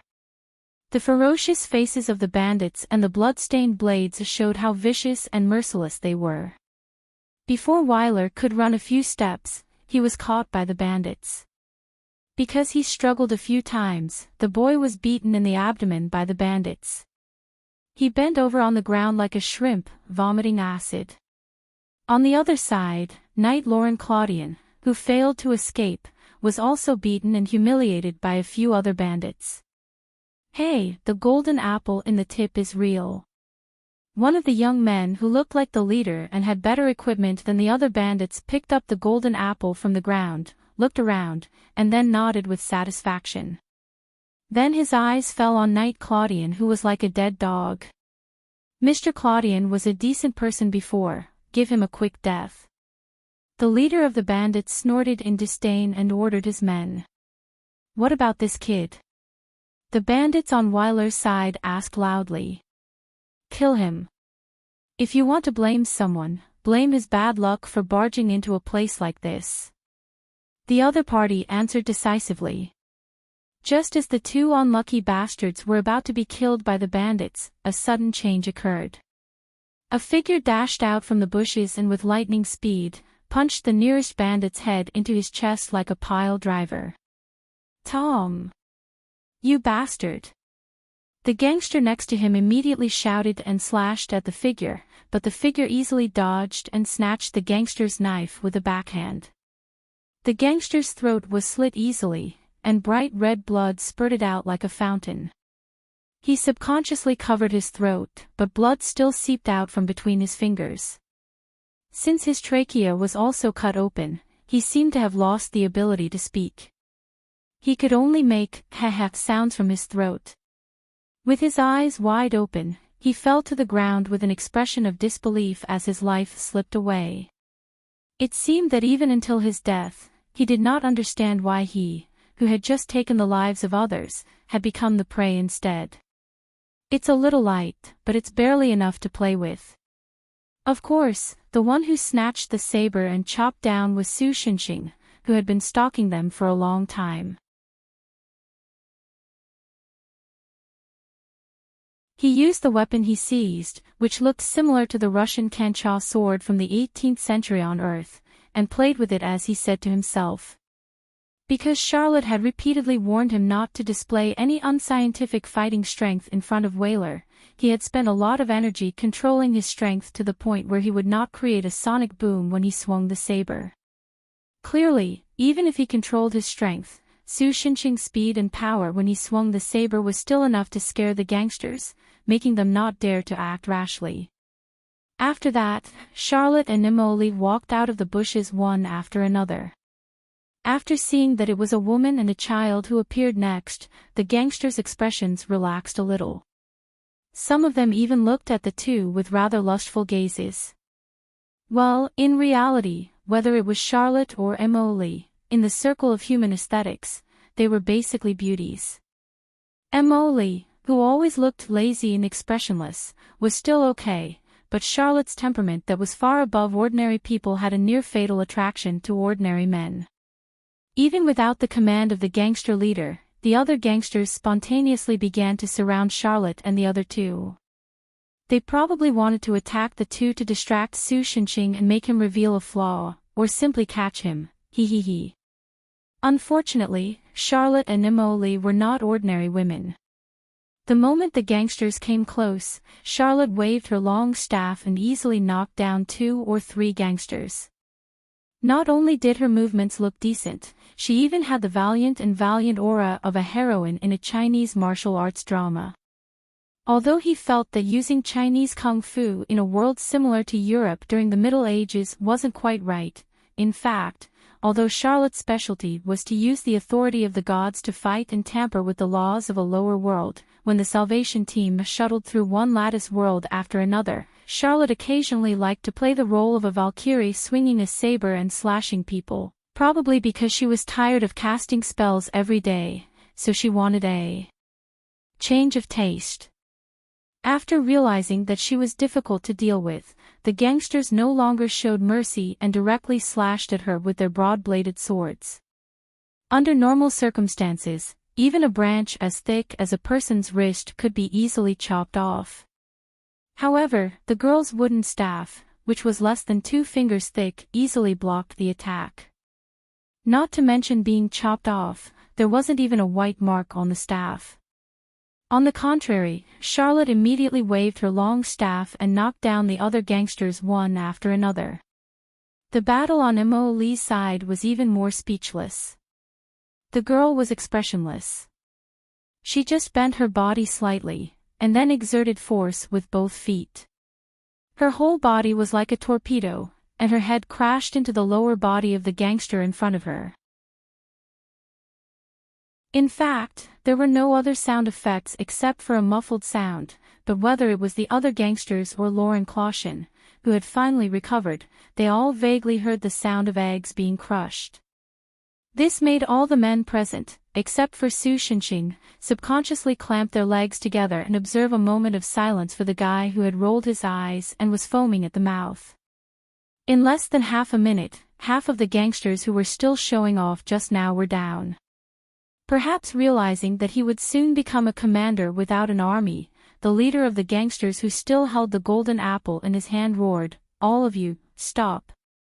When the gangsters heard their boss's words, they immediately obediently stopped. Then, Su Shinxing, who did not care about the rules of the underworld, chopped down a few more. The leader of the gangsters was so angry that his nose was crooked.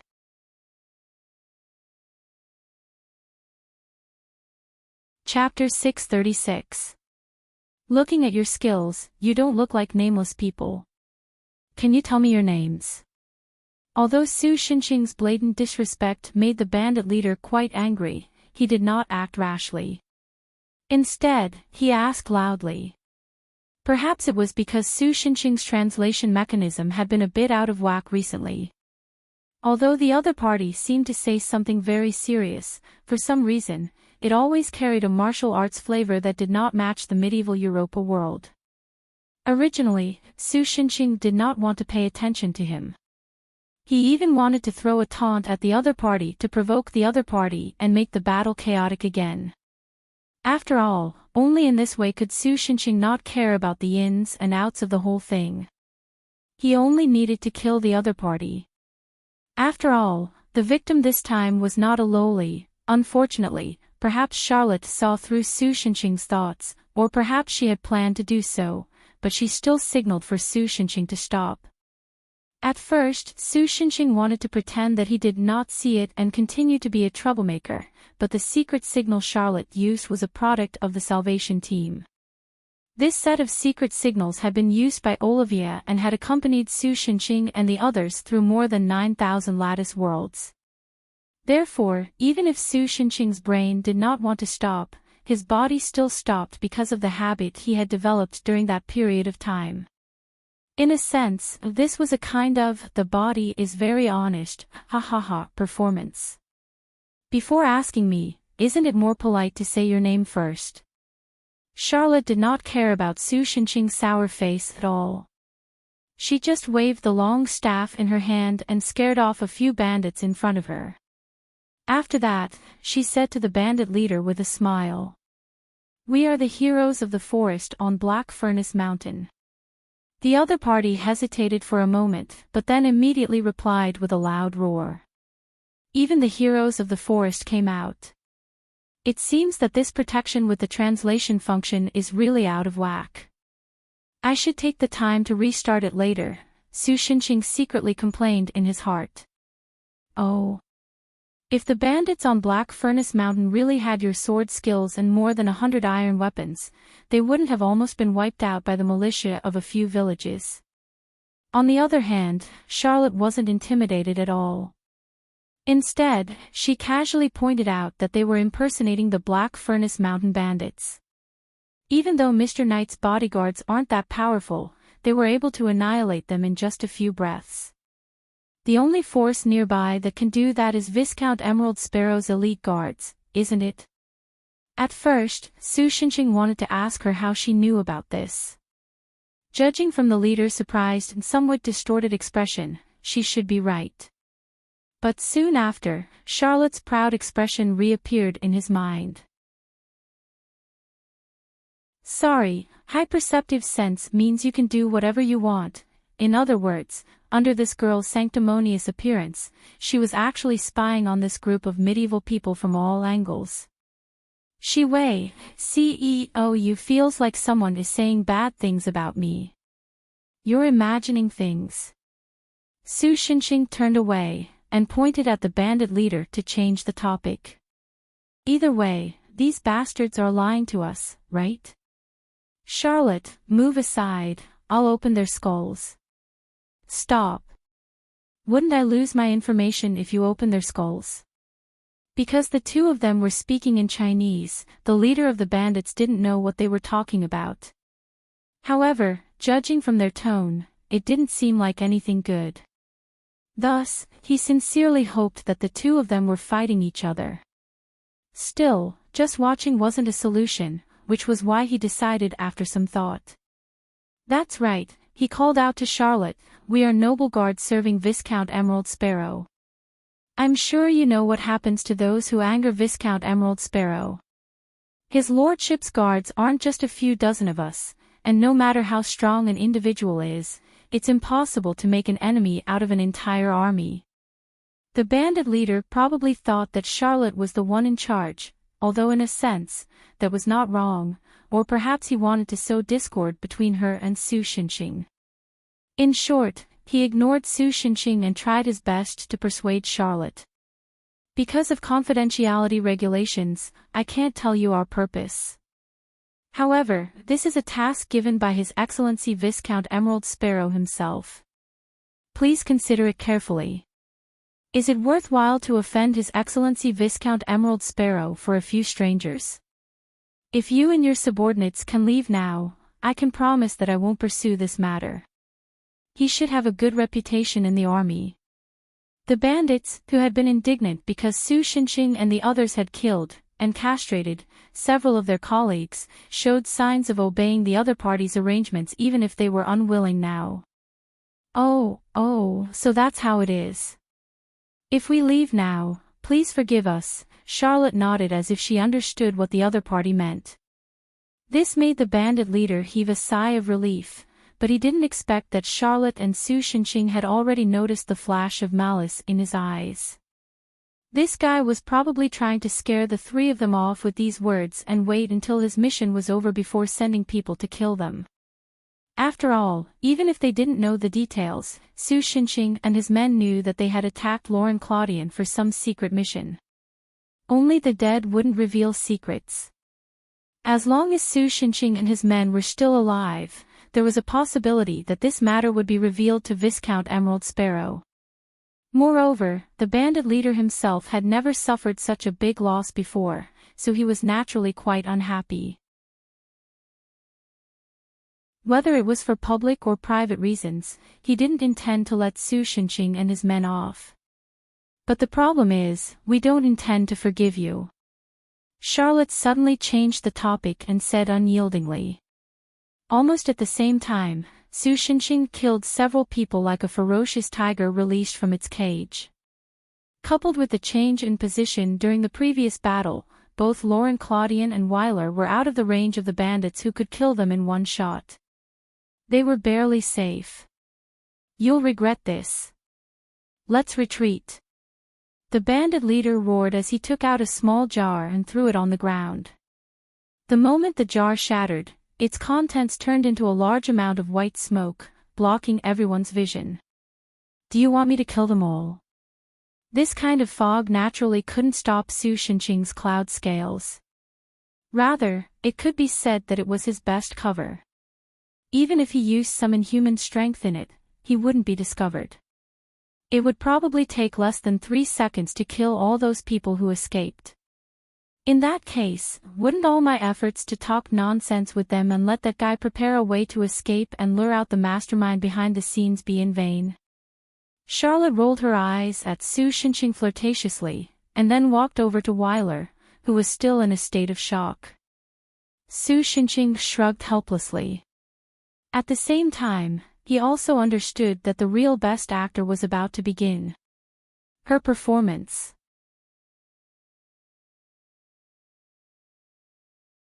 Chapter 637. We meet again. Charlotte smiled at the round-faced boy, Weiler, who seemed to be in a daze. Even if she did not care about her appearance, as a deity, Charlotte's appearance was of the highest standard when she was in human form. Even a blind person would be able to see her beautiful radiance, and even a mute would praise her appearance.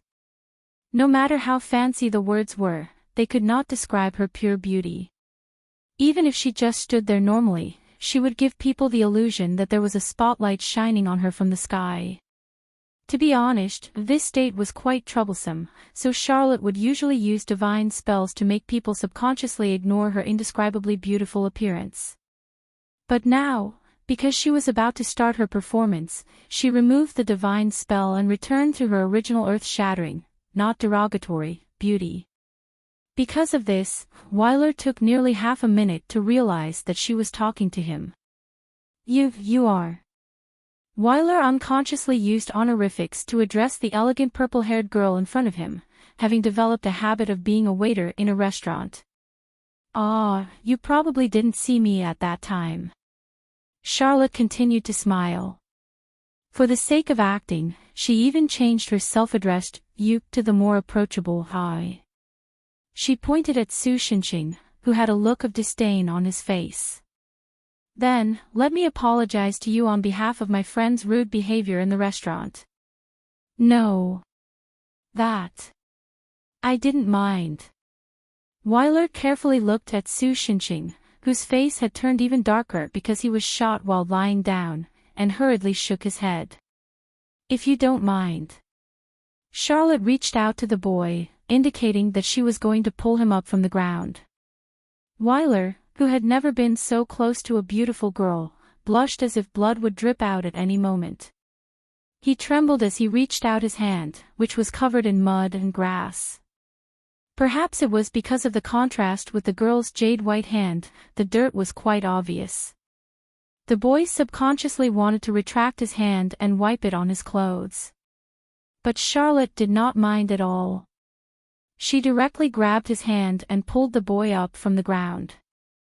Although he couldn't see the boy's mental activity, judging from his expression and demeanor, he was probably in a rather high state. "Just like what my friend said in the restaurant, we're also going to Mount Amos. Do you want to come with us?" Charlotte asked the boy. "Yes." This made the boy immediately come back to his senses, and he hurriedly nodded his head. "What a lecherous brat," Su Shinxing complained in a low voice. At this time, Knight Lauren Claudian, who looked like a coward before, also jumped up from the ground, and then ran towards Su Shinxing and the others at a rather vigorous speed. Just as Su Shinxing thought that this guy was going to say something, he saw the other party suddenly kneel down and slide over on the grass. From the trajectory, it seemed that he wanted to hug Charlotte's thigh. However, Charlotte nimbly dodged it. Therefore, that guy could only hug the thigh of Su Shinxing, who was beside Charlotte. "Warrior.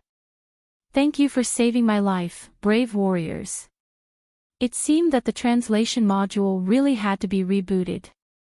With Su Shinxing's eyesight, he naturally discovered that after this guy hugged his thigh, he first showed a regretful and disgusted expression, and then he began to howl miserably. If it weren't for his poor posture, Su Shinxing would have already pulled the other party down. In this state, if he made a move, this guy might be directly torn in half. Thinking about it, it seemed that it was not a bad idea to make a move. However, my valuable goods have been taken away by those thieves. I would like to ask for your help in retrieving them. Anything in return is negotiable. It seemed that when those bandits escaped just now, they also took the golden apple with them. Perhaps he found that howling could not move Su Shinxing, so now this guy began to cry. And he even wiped his tears and snot on Su Shinxing's trousers. "Emily, do it." "Ow." Su Shinxing, who couldn't bear it anymore, ordered. Emily, who was eating melons on the side, raised a watermelon out of nowhere and smashed it on the guy's head. In any case, he managed to get the guy off Su Shinxing's thigh. "Well done. When we go back, I'll buy you an apple." Su Shinxing praised Emily, who was looking at the remains of the watermelon with a regretful expression. "Why an apple?" Emily blinked and asked. "Stupid question. Of course it's because it's cheap." Suddenly, Emily, who felt that he had met the wrong person, looked even more mournful for the watermelon on his little face. "So do you want to help this guy?" Su Shinxing poked Lauren's body with the tip of his foot and asked Charlotte. "Of course." Charlotte answered as if it was a matter of course. "Then wouldn't it be fine if we didn't let those guys run away in the first place? It's really unnecessary." Su Shinxing felt a little tired. "After they run away, we can follow the clues to find the mastermind behind the scenes. Isn't it more logical?" Charlotte continued to answer as if it was a matter of course. "What **T mastermind behind the scenes? Based on your perception, you should be able to see through everything clearly. Do you need to go through so much trouble to put on a show and arrange everything?" If it wasn't for his dark history letter, Su Shinxing would have already turned around and left. "By the way, is it really okay for you to play with the heart of an innocent boy like this? As a god. It's okay. In the world I control, there are many people who love me." Charlotte answered in a low voice, "Previously, there was a human king who loved my statue."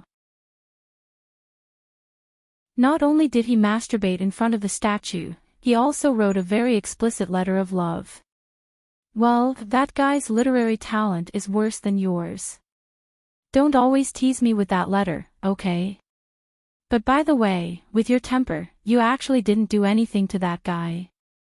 Su Xinxing was quite surprised by this, and at the same time, he expressed admiration for the brother who dared to masturbate in the temple.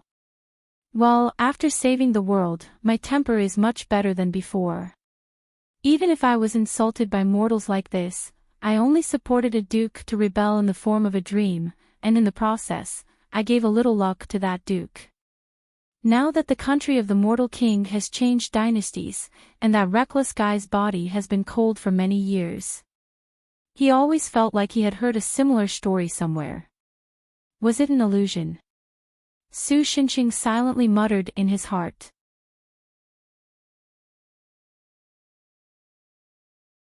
Chapter 638. Night fell. Weiler sat by the bonfire, staring at the sky in a daze. Beside his feet were broad leaves that resembled banana leaves, and on top of them were the signature snacks of Bourbon Town's restaurant, honey jerky. Beside them were several bamboo tubes filled with rye wine. For a boy who lived in poverty, this was undoubtedly a feast. If he could eat to his heart's content like this before, he would have been willing to pay any price. But now, he had no appetite at all. All of his attention followed his gaze and unconsciously drifted towards the young girl who was talking to the half-bald youth called Sylvie Olivia a dozen meters away.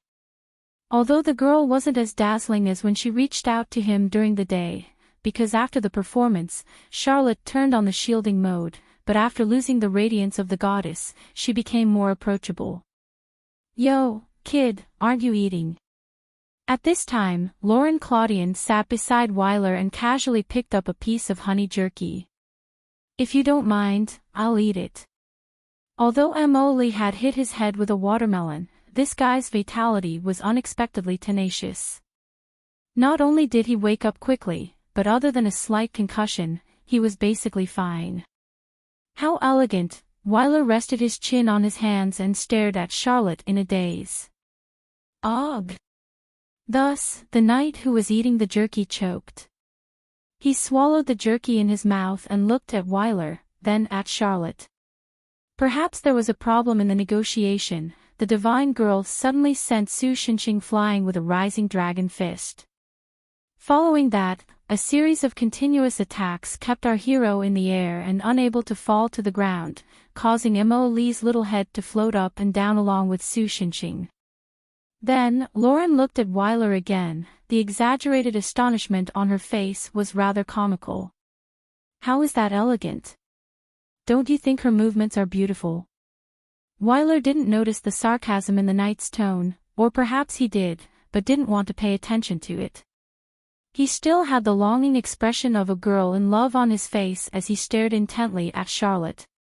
I don't think she's pretty, but judging from the sound of her blows, I'm afraid she can even knock down a bear with her bare hands, due to the angle. Lauren Claudian, who hadn't been able to see Charlotte's beauty when she removed the shield, was trying his best to correct Weiler's somewhat distorted aesthetic. Let me tell you, the real elegance comes from the noble ladies at the ball. TSK TSK. The knight chewed on a piece of jerky and smacked his lips. The smell of perfume. Puffy skirt. Shoutsong waist. Big white legs. As well as the white. You speak as if you've seen it with your own eyes. Perhaps it was due to the topic of color. Weiler finally recovered a little. He glanced at Lauren with disdain and muttered. Because the two of them were very close, even if Weiler's voice was not loud, Lauren could still hear it. Of course I have. Don't forget, I'm a famous adventurer. Every day, there are countless young ladies who yearn for love who want to get close to you. Sir Knight immediately waved the jerky in the air, looking like he was full of vigor. Is the usage of getting close to you wrong? Don't mind the details, change it to throwing yourself at me, okay? At this point, Lauren noticed that the boy was looking at him with a suspicious expression that said, "Don't tell me your reputation is all boasting." He couldn't help but straighten his back. "Hey, you still don't believe me? Then I'll tell you the story of how I went to the dark sea in search of the legendary underground sea monster." But, how can a great adventurer be so timid? Although the boy was very interested in the underground sea monster, Whaler couldn't help but doubt his identity after seeing his cowardly experience. He didn't expect that when he asked this question, the great adventurer, self-proclaimed, really fell silent. After a while, after the boy had heard enough of the sounds of insects and bonfires, as well as the sounds of fighting in the distance, Lauren Claudian spoke with a tone that was either nostalgic or emotional. "It's because I want to regain my courage that I began to explore all over the world." The boy's face showed a puzzled expression. "My father was also an explorer who had explored a lot of places. Although I look like this now, I was actually very bold when I was young. At that time, I wanted to go out with my father to see the outside world. So, my father and I agreed that if I still wanted to go out with him after I became an adult, we would go out and explore together. But before I became an adult, my father passed away in a mountain accident. After seeing his incomplete body with my own eyes, I lost all my courage. I didn't even dare to step out of the house. Until 5 years ago, I was still idling around the house like a rice worm. Later, my mother collapsed in the textile factory where she worked because of overwork. Her last words for me were for me to regain my courage. After that, I found my father's notes, picked up my luggage, and followed his footsteps across the continent. I found the legacy he had left behind during his explorations and met his former friends. With the help of those people, I was recommended to Miss Huanglan. She gave me a chance. As long as I could climb Mount Amos, I could be made a knight. You succeeded in the end." Hearing this, Whaler couldn't help but ask. "Yes, that was really the most difficult experience I had in the past 5 years. There were several times when I wanted to give up, but every time I thought of my mother's last words, I clenched my teeth and persevered. In the end, I really climbed to the highest peak of the continent." Lauren put down the jerky, picked up a bamboo tube, and drank a big mouthful of rye wine. Feeling the bitterness spreading in his mouth, his expression was rather lonely. "On the day I accepted the knighthood, I thought I had regained my lost courage, but now it seems that I'm still far from it." Whaler was silent for a long time before he spoke again. He wanted to ask about Mount Amos and the golden apple, but as soon as he opened his mouth, he was interrupted by the voices of several people in the distance. "Charlotte, oh, 999 hits, a new record. Su Shinxing, I don't think it's worth being happy about at all.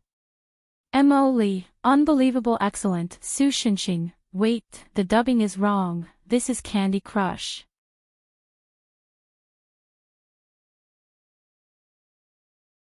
Chapter 639. Early the next morning, the group made some preparations and set off again. "But then again, I didn't expect you to be proficient in tracking." Lauren Claudian followed behind the group. Seeing that Su Shinxing and the others chose a direction and moved forward without any hesitation, he could not help but sigh. "As far as I know, only some mercenaries who were born hunters are good at tracking. Previously, when I saw your skills, I thought that you were from the elite army like the royal guards." "Ah, yes." Su Shinxing was stunned for a moment, but he quickly put on a matter-of-fact expression. "For us, this is just a basic skill. To be honest, a few years ago, not long after he transmigrated to Auravia, Su Shinxing had indeed learned tracking skills from his former mercenary comrades. But that was old history. After obtaining the shining sacred sword, he had never done any tracking work again. It was the same now. He was just following Charlotte. Anyway, with her perception, there was no need to worry about not being able to find the target. In fact, If Charlotte was not determined to play some role-playing game, it would only take a moment to find the thieves who stole the golden apple. Under the perception of the divine maiden, even if the group of thieves escaped thousands of miles away, it was no different from running naked in front of them. Is that so? But from what I've seen and heard from the nobles, even the grand knights in the king's city can't do what you do. Lauren Claudian muttered with some doubt. It had to be said that timid, or cautious people were often the most sensitive and could detect something unreasonable first. If this was the set of a horror movie or mystery drama, then this guy would probably be the first victim. Fortunately, although Su Xinxing and the others had a headache with this guy's sensitivity, they did not really want to kill him. Compared to that, Charlotte seemed to have the same idea, so while leading the way, she straightforwardly changed the topic. I want to know more about your golden apple. Hearing her mention this, even Whaler, who was still a little absent-minded, pricked up his ears. Emily, on the other hand, subconsciously swallowed his saliva. As for the golden apple, it was actually Ms. He Wanglan who gave it to me. She asked me to bring it to the top of Mount Amos. Lauren Claudian seemed to be hesitant about telling the truth, but in the end, Su Xinxing's display of strength yesterday, as well as his current situation, made the knight, who was considered a smart person, choose to tell the truth. But didn't you say that there was nothing on that mountain top, only a vast expanse of white snow? Whaler couldn't help but ask. After the conversation last night, he already believed Lauren's past experience. Therefore, somewhere in the boy's heart, he was probably waiting for Lauren to tell him that the empty Mount Amos was just a hoax made up by him. That's right, it is indeed a vast expanse of whiteness. But Lauren mercilessly shattered the boy's fantasy. So when Ms. He Wanglan gave me the golden apple and told me to climb Mount Amos again, I was also very confused. From what you said, the lady called He Wanglan seemed to have answered your doubts. Su Xinxing, who saw that Lauren seemed to want to gloss over this topic, interrupted at the right time. That's right.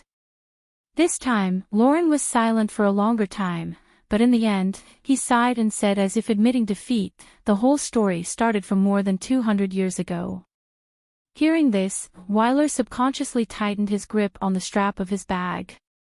In the wooden box in the bag, there was also a letter that had been kept for more than 200 years.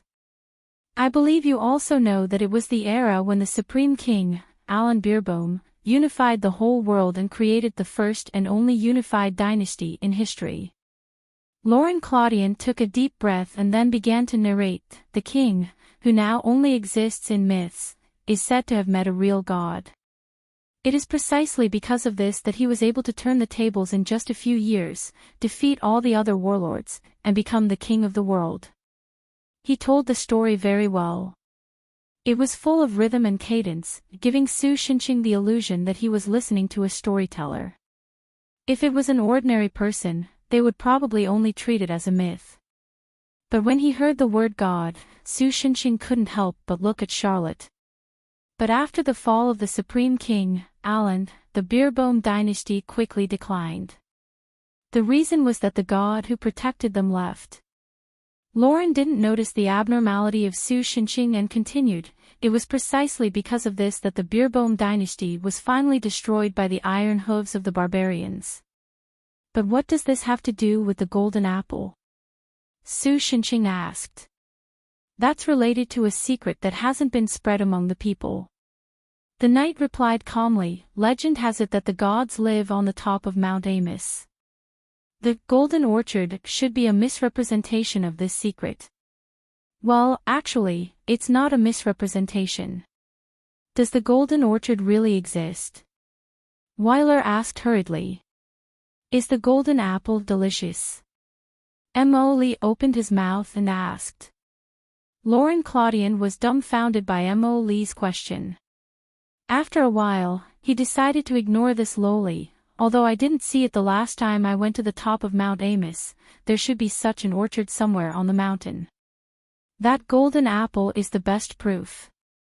He paused for a moment, then continued, according to Ms. Huanglan, I'm afraid that only those who possess the token of the Supreme King Alan Beerbohm can enter the Golden Orchard and pay respects to the Lord God. And the token is the golden apple that has been passed down from generation to generation in Ms. Huanglan's family. That lady is the only descendant of the Supreme King, Alan Beerbohm, who lived incognito from that era. I see. I see. So that's why those guys came to snatch the golden apple. Weiler showed an expression of realization. Although it's a bit disappointing, I'm afraid you were deceived by that Ms. Huanglan. Suddenly, Charlotte said coldly. What? Lauren Claudian couldn't react for a while. The secret you mentioned, I've actually heard of it. Don't be in a hurry to refute. If it's really a secret, the other party wouldn't easily tell you, someone who isn't very familiar with you, right? The secret I heard is a bit more complicated. The golden apple is indeed very important, but it's not the key to opening the golden orchard. The key to opening the gate to the orchard.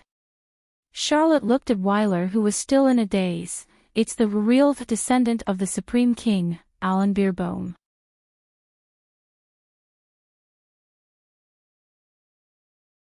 Chapter 640. Are you saying that Miss Crane Huanglan isn't a true descendant of the High King?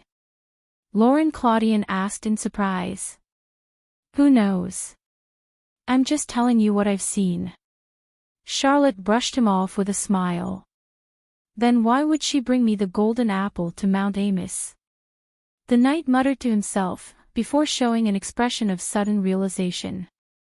Could it be that that's just your imagination? But before he could finish, he was interrupted by the divine spirit girl.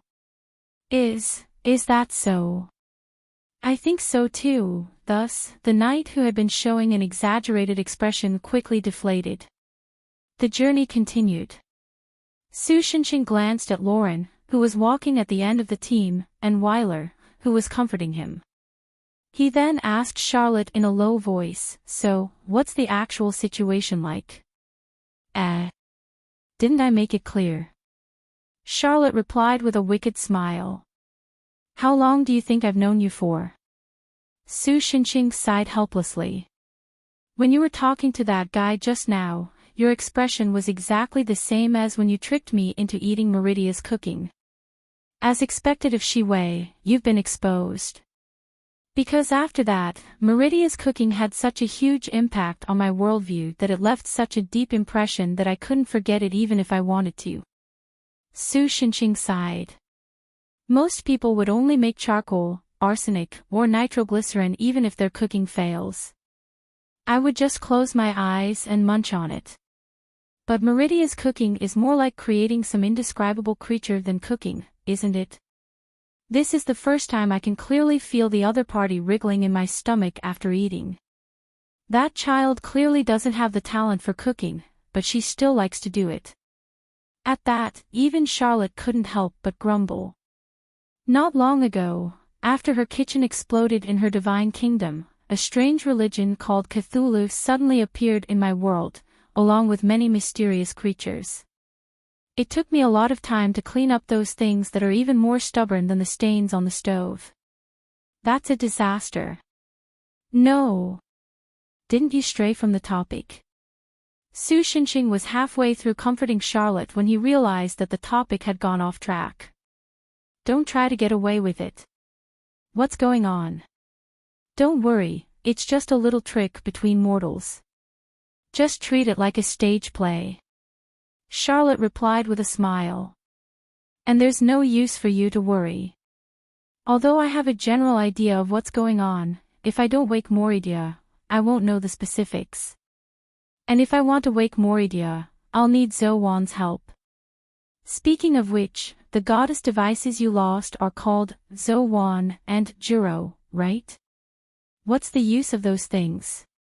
Since they were on the topic, Su Shenqing casually asked. Well, to put it in a way that you can understand, Charlotte pondered for a moment as if she was trying to come up with a plan, before continuing, Zero, is equivalent to a supercomputer that can continuously replicate itself. While its computing power is not at the level of a plain hub, once it replicates enough, it can access and rewrite the laws of the world to a certain extent. Zero itself is the original blueprint and command center, and can instantly retrieve and destroy all replicas. Zo1 is like a universal error-correcting device that can monitor the world's root information or the operating information of other goddesses' devices, and correct errors and bugs. Because of that, it also has the high-level clearance to hack into the world's root and even other goddesses' devices, although it's one level lower than me and Meridia's highest clearance. After listening to Charlotte's description, Su Xinqing face-bombed and sighed. Isn't that a rather troublesome combination? At first glance, the two things seem to contradict each other. Zero could rewrite the world's information, and Zo1 could change the information back. But in reality, that was not the case. It was true that Zero recklessly rewrote the world's root, and it was easy to mismatch the existing information and eventually create errors. But Zo1 could correct the errors and bugs. To put it more simply, Zo1 subtly changed the falsehood created by Zero into the logical truth. For example, the original standard minute was reduced by 1 second after being rewritten. In everyone's perception, 1 minute was still 60 seconds, and no one would notice that the actual time had changed to 59 seconds because the standard was the current minute. Even more troublesome was that even if Su Xinqing could see through all fabrications, he would not notice anything wrong with the modified truth. Because everything was real and not an illusion or a smokescreen. It was a logical fact that did not feel out of place. Under the situation where everything Su Xinqing and the others' manager could be real or fake, it was not hard to understand why Charlotte would choose such a conservative approach. So, the so-called golden apple, yes, the golden apple should be a clone of Zero. Charlotte nodded and confirmed Su Xinqing's guess. However, this led to new questions. When Su Xinqing and Charlotte rescued Whale and the others, it was not that he did not see the golden apple. However, in his opinion, that thing was simply an exquisite handicraft. Although it gave off a feeling that it was very valuable, there was nothing strange about it at all. There was no divinity as a product of the gods, and there was no sense of strangeness as a supernatural object in this world. Even the fact that it had supernatural powers, Su Xinqing did not notice. Could this be a phenomenon caused by the Zero's alteration of the world's information? Just as Su Xinqing was about to ask Charlotte about this, the divine girl suddenly stopped. What's wrong? Su Xinqing could not help but interrupt his thoughts and asked curiously. Didn't I just say that we should enjoy this as a stage play? I think I said something similar. Then now, the other actors of this stage play will appear. The divine girl's lips curled up slightly. As if to confirm her words, shadows appeared around the forest path Su Xinqing and the others were walking. Before Su Xinqing and the others came here, this group of people seemed to have already crept in the bushes, planning to surround them.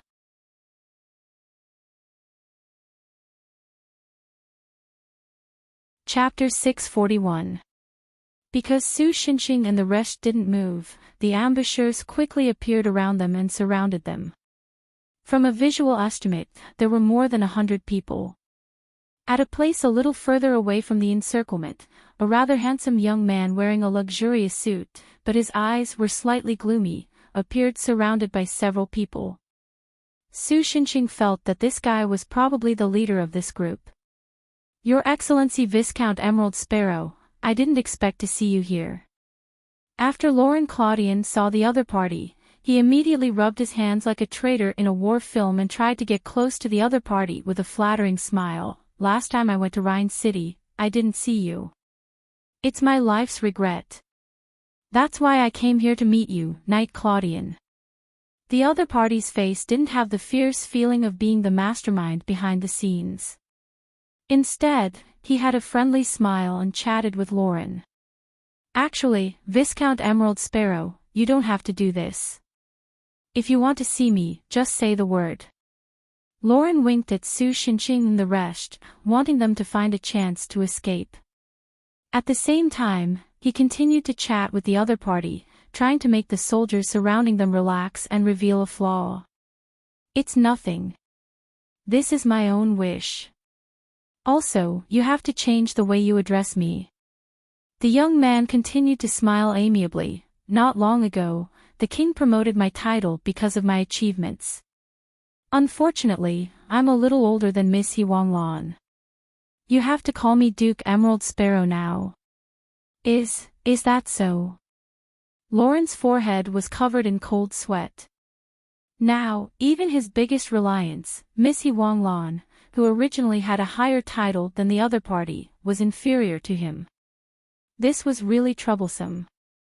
He racked his brains to recall the interests and hobbies of the new duke in the intelligence, trying to find a topic to flatter the other party. Give up. Suddenly, Su Xinqing, who had been silent since the beginning, said coldly. Ah.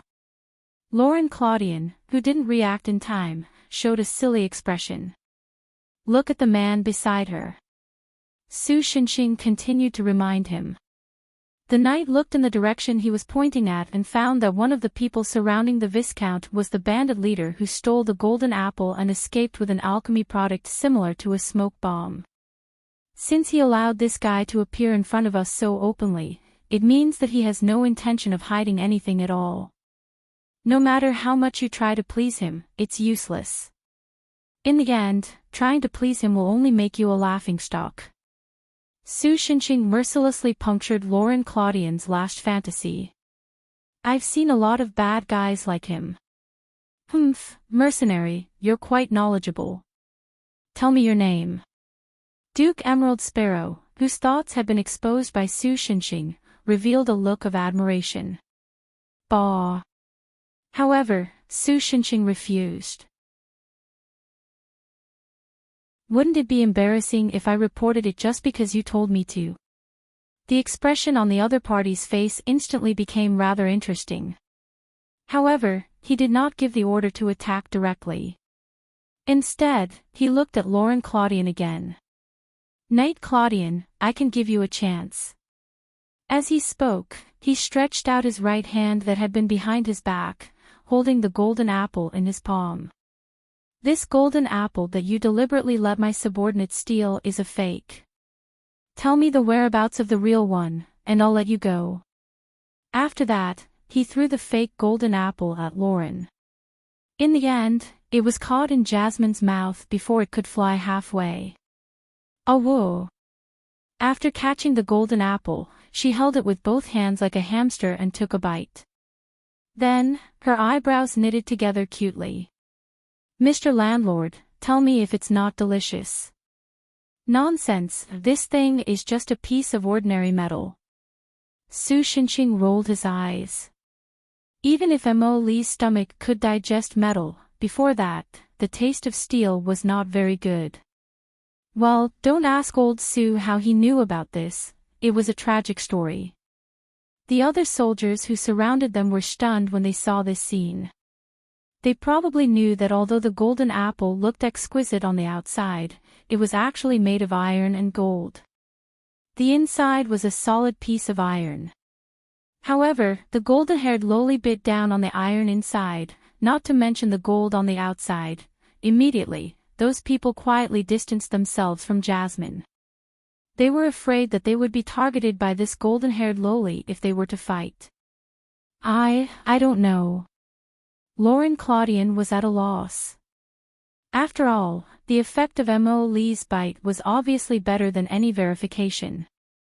Look, the iron core was exposed. Who would have a long iron inside the golden apple? How stingy! Duke Emerald Sparrow carefully looked at Claudian's expression and felt that it was not fake. At this time, a man who looked like a servant ran from behind and whispered a few words in Duke Emerald Sparrow's ear. Duke Emerald Sparrow's face showed a look of understanding. So that's how it is. He gritted his teeth and muttered to himself. What's wrong? Lauren asked hurriedly. I'm afraid you've been deceived. Although he was a little far away from Duke Emerald Sparrow, Su Shenqing still heard the servant's words. In short, the client, Miss Huanglan, had already reached the village at the foot of Mount Amos first and had her private army stationed there. He sighed, You're just a smokescreen released by your employer. Her goal from the beginning was to climb Mount Amos herself. The real golden apple should be with Miss Huanglan. After all, compared to her carrying the important item with great fanfare, it was obviously more convincing to entrust the item to an experienced and famous adventurer who could move faster and more conveniently to escort it. Duke Emerald Sparrow was one of the people who had been deceived. As expected of Miss Huanglan. She only reached the foot of the mountain first. The outcome of this game has not yet begun. Just you wait. The man's face no longer had the gentle expression from before. Instead, it was replaced by anger and irritation. What about these people? The guard who had acted as the leader of the bandits asked softly. There's no need for them anymore. Kill them all. Although they shouldn't be able to cause any trouble, it's better to be careful. Duke Emerald Sparrow coldly ordered, after that, gather immediately and set off for Mount Amos. As a result, under his command, the soldiers attacked Su Shenqing's group, who were surrounded by them.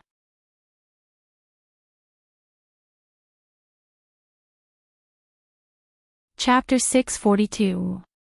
Although Mount Amos was located in the subtropical zone of the continent, and it was still summer, so the foot of the mountain and the surrounding area were quite warm. However, starting from a height of more than 2,000 meters, the temperature would plummet in a free-falling curve. At an altitude of more than 5,000 meters, which was the height of the mountainside, the climate there had become as harsh as the winter in the north, with white snow and cold winds howling. Coupled with the extreme lack of resources, altitude sickness, thin air, and mountain disasters such as avalanches, this series of factors made it difficult for the people of this era, whose productivity was still stagnant in the Middle Ages of Europe, and perhaps slightly higher, to climb this rare peak. Although Lauren Claudian's cowardly nature is not worthy of expectations, climbing to the top of Mount Amos is still an undeniable feat. In a temporary campsite halfway up the mountain, Madame Crane Wanglan sighed softly as she drank her freshly brewed coffee. Although she had long been mentally prepared, when she experienced it herself, she understood that compared to the real situation, the words in the book were pale and powerless. Due to the air pressure, the boiling point of the water at this height had been lowered by a lot. Therefore, although the coffee beans were still used in the past, which were exclusive to the nobles, and the price was on the same level as gold, the taste was far inferior. But in this place, there was no way to complain about this. The handsome man beside her who was fiddling with the fire immediately turned his head and smiled in response to her words. As Madame Huanglan's confidant and male pet, the other party's attitude towards him was almost related to his wealth and power. Therefore, even if he was quite dissatisfied with why Madame Huanglan personally brought him to climb the mountain of death, he at least had to maintain his usual attentive appearance on the surface. Suddenly, a hoarse and rough male voice came from the door. "Madam, we received a communication from the bottom of the mountain. Come in and talk." Madame Crane Wanglan put the coffee cup in her hand on the table and said. The person outside made a sound of acknowledgement and opened the wooden door of the room, walking in through the howling cold wind. He was a stout man in a bearskin coat, or perhaps the fur of some other animal, and his honey-colored hair was flecked with snow, and he seemed to have been out for some time. There was a snow-white goshawk perched on his raised right arm. At this moment, it seemed to be constantly emitting ear-piercing cries due to its uneasiness towards the blazing furnace in the room. This was a specially trained bird of prey that could communicate with the people below the mountain. A normal kite would not be able to fly more than 3,000 meters above sea level, let alone 5,000 meters above sea level. The male pet frowned and looked at the large snowflakes that were brought into the room because of the strong man's action of opening the door. According to our spies who secretly followed Lauren Claudian, the knight seemed to have been attacked by unknown bandits after leaving Bourbon town. Although his body has not been found, judging from the miserable deaths of his retainer knights and guards, he has also died. The strong man had always looked down on the pretty boy who sold his body in exchange for favor. Naturally, he did not care about the other party's expression. Instead, he directly reported to the person he was loyal to, Madame Crane Wanglan. In any case, Bourbon town is an important transportation hub in the territories of the lords. For their own benefits, they have long wiped out the bandits. Madame Crane Wanglan smiled contemptuously. This kind of style of doing things without any scruples after finding an excuse, other than that damn turquoise, no one else would do it.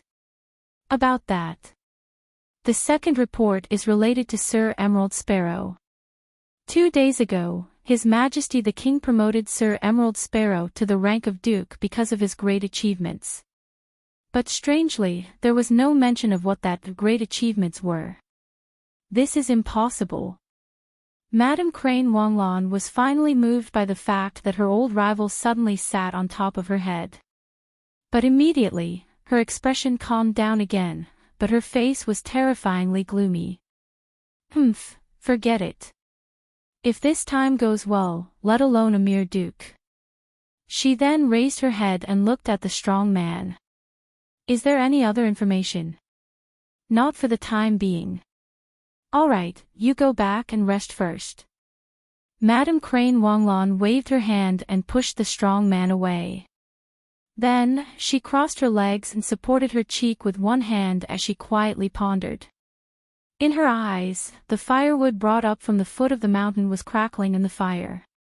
So, what did you do to suddenly jump 3 ranks to become a duke? Su Xinxing curiously asked the bruised and swollen Duke Turquoise. Even if he suppressed his strength to a normal person's level, Su Xinxing and the other 2 really had no difficulty in subduing 100 people. The only difficulty was that there were still 2 burdens. The knight was still fine, but if Whaler was killed in the chaotic battle, it would be awkward. It was just like playing Warriors of the 3 Kingdoms. He killed his way into the enemy's camp alone and almost killed 1,000 people. However, the main commander of the camp was killed and the result was still a loss. In short, because the scene was too bloody and tragic, let's skip that battle for the time being. In the end, all the enemy troops were humiliated by the enemy, so I went to take off their clothes. Duke Emerald Sparrow, who had been desperately pretending to be Beep, was also captured alive and brought to Mount Amos as Su Xinxing's spoils of war. It's an aphrodisiac. Duke Turquoise struggled for a long time and finally decided to admit defeat. His Majesty has always been bad in that aspect. Because of this, his relationship with the Queen is somewhat strained. Coincidentally, I obtained a very effective aphrodisiac from an alchemist. After I made the finished product and presented it to the king, my title was promoted. I suddenly feel worried about the future of this country. Lauren Claudian said with a speechless expression. How did you know that the aphrodisiac secret formula was very effective? Su Xinxing looked at the problem from a more tricky angle. Duke Turquoise immediately lay on the horse's back and pretended to be a dead dog. Oh, we're finally out of the forest. At this time, the voice of Whaler, who was walking at the front, was heard. Then, the scene in front of Su Xinxing suddenly became clear. A strange light seemed to illuminate the entire sky. The continuous mountain range stretched between heaven and earth. Among them, there was a particularly astonishing and majestic snow-white peak that was like a sharp blade that attracted everyone's attention. That was the end of their journey, Mount Amos.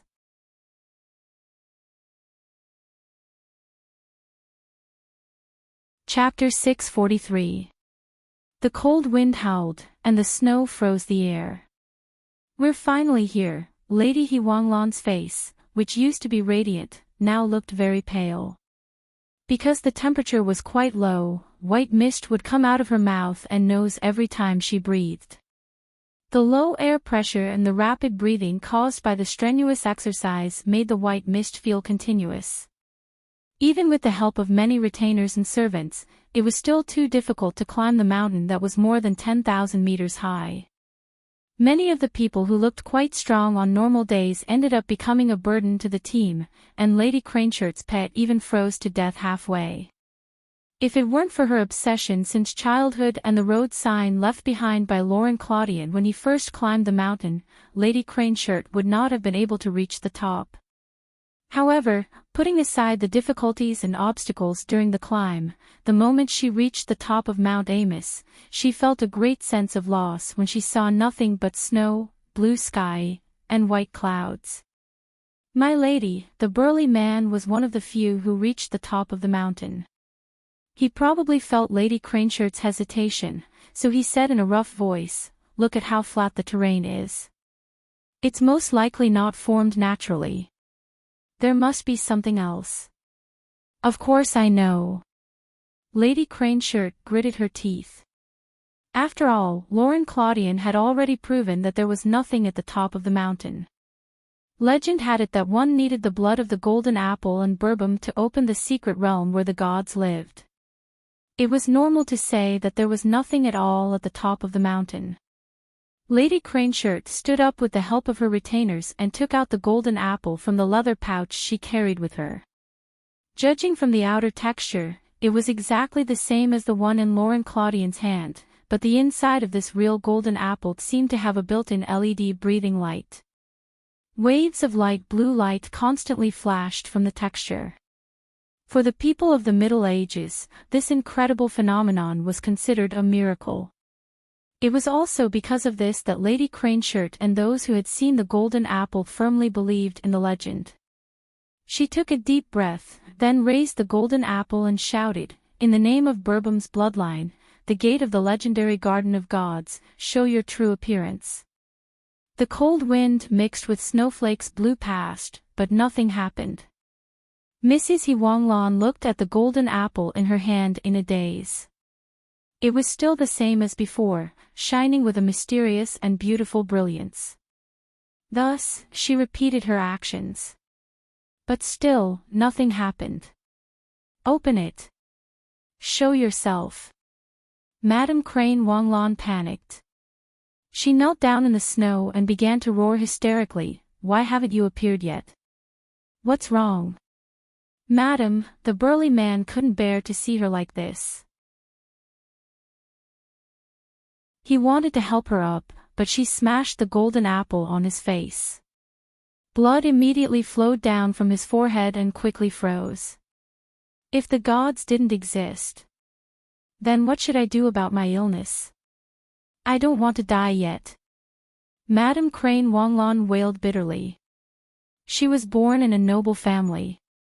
Although her father had passed down the golden apple and the true legend to her when she just came of age, in fact, many of her ancestors had tried to climb Mount Amos, but no one had succeeded in the past hundreds of years. It was not easy to keep the golden apple. At first, Madame Crane Wanglan didn't have the intention of looking for the legendary Garden of Gods. She was content with the status quo.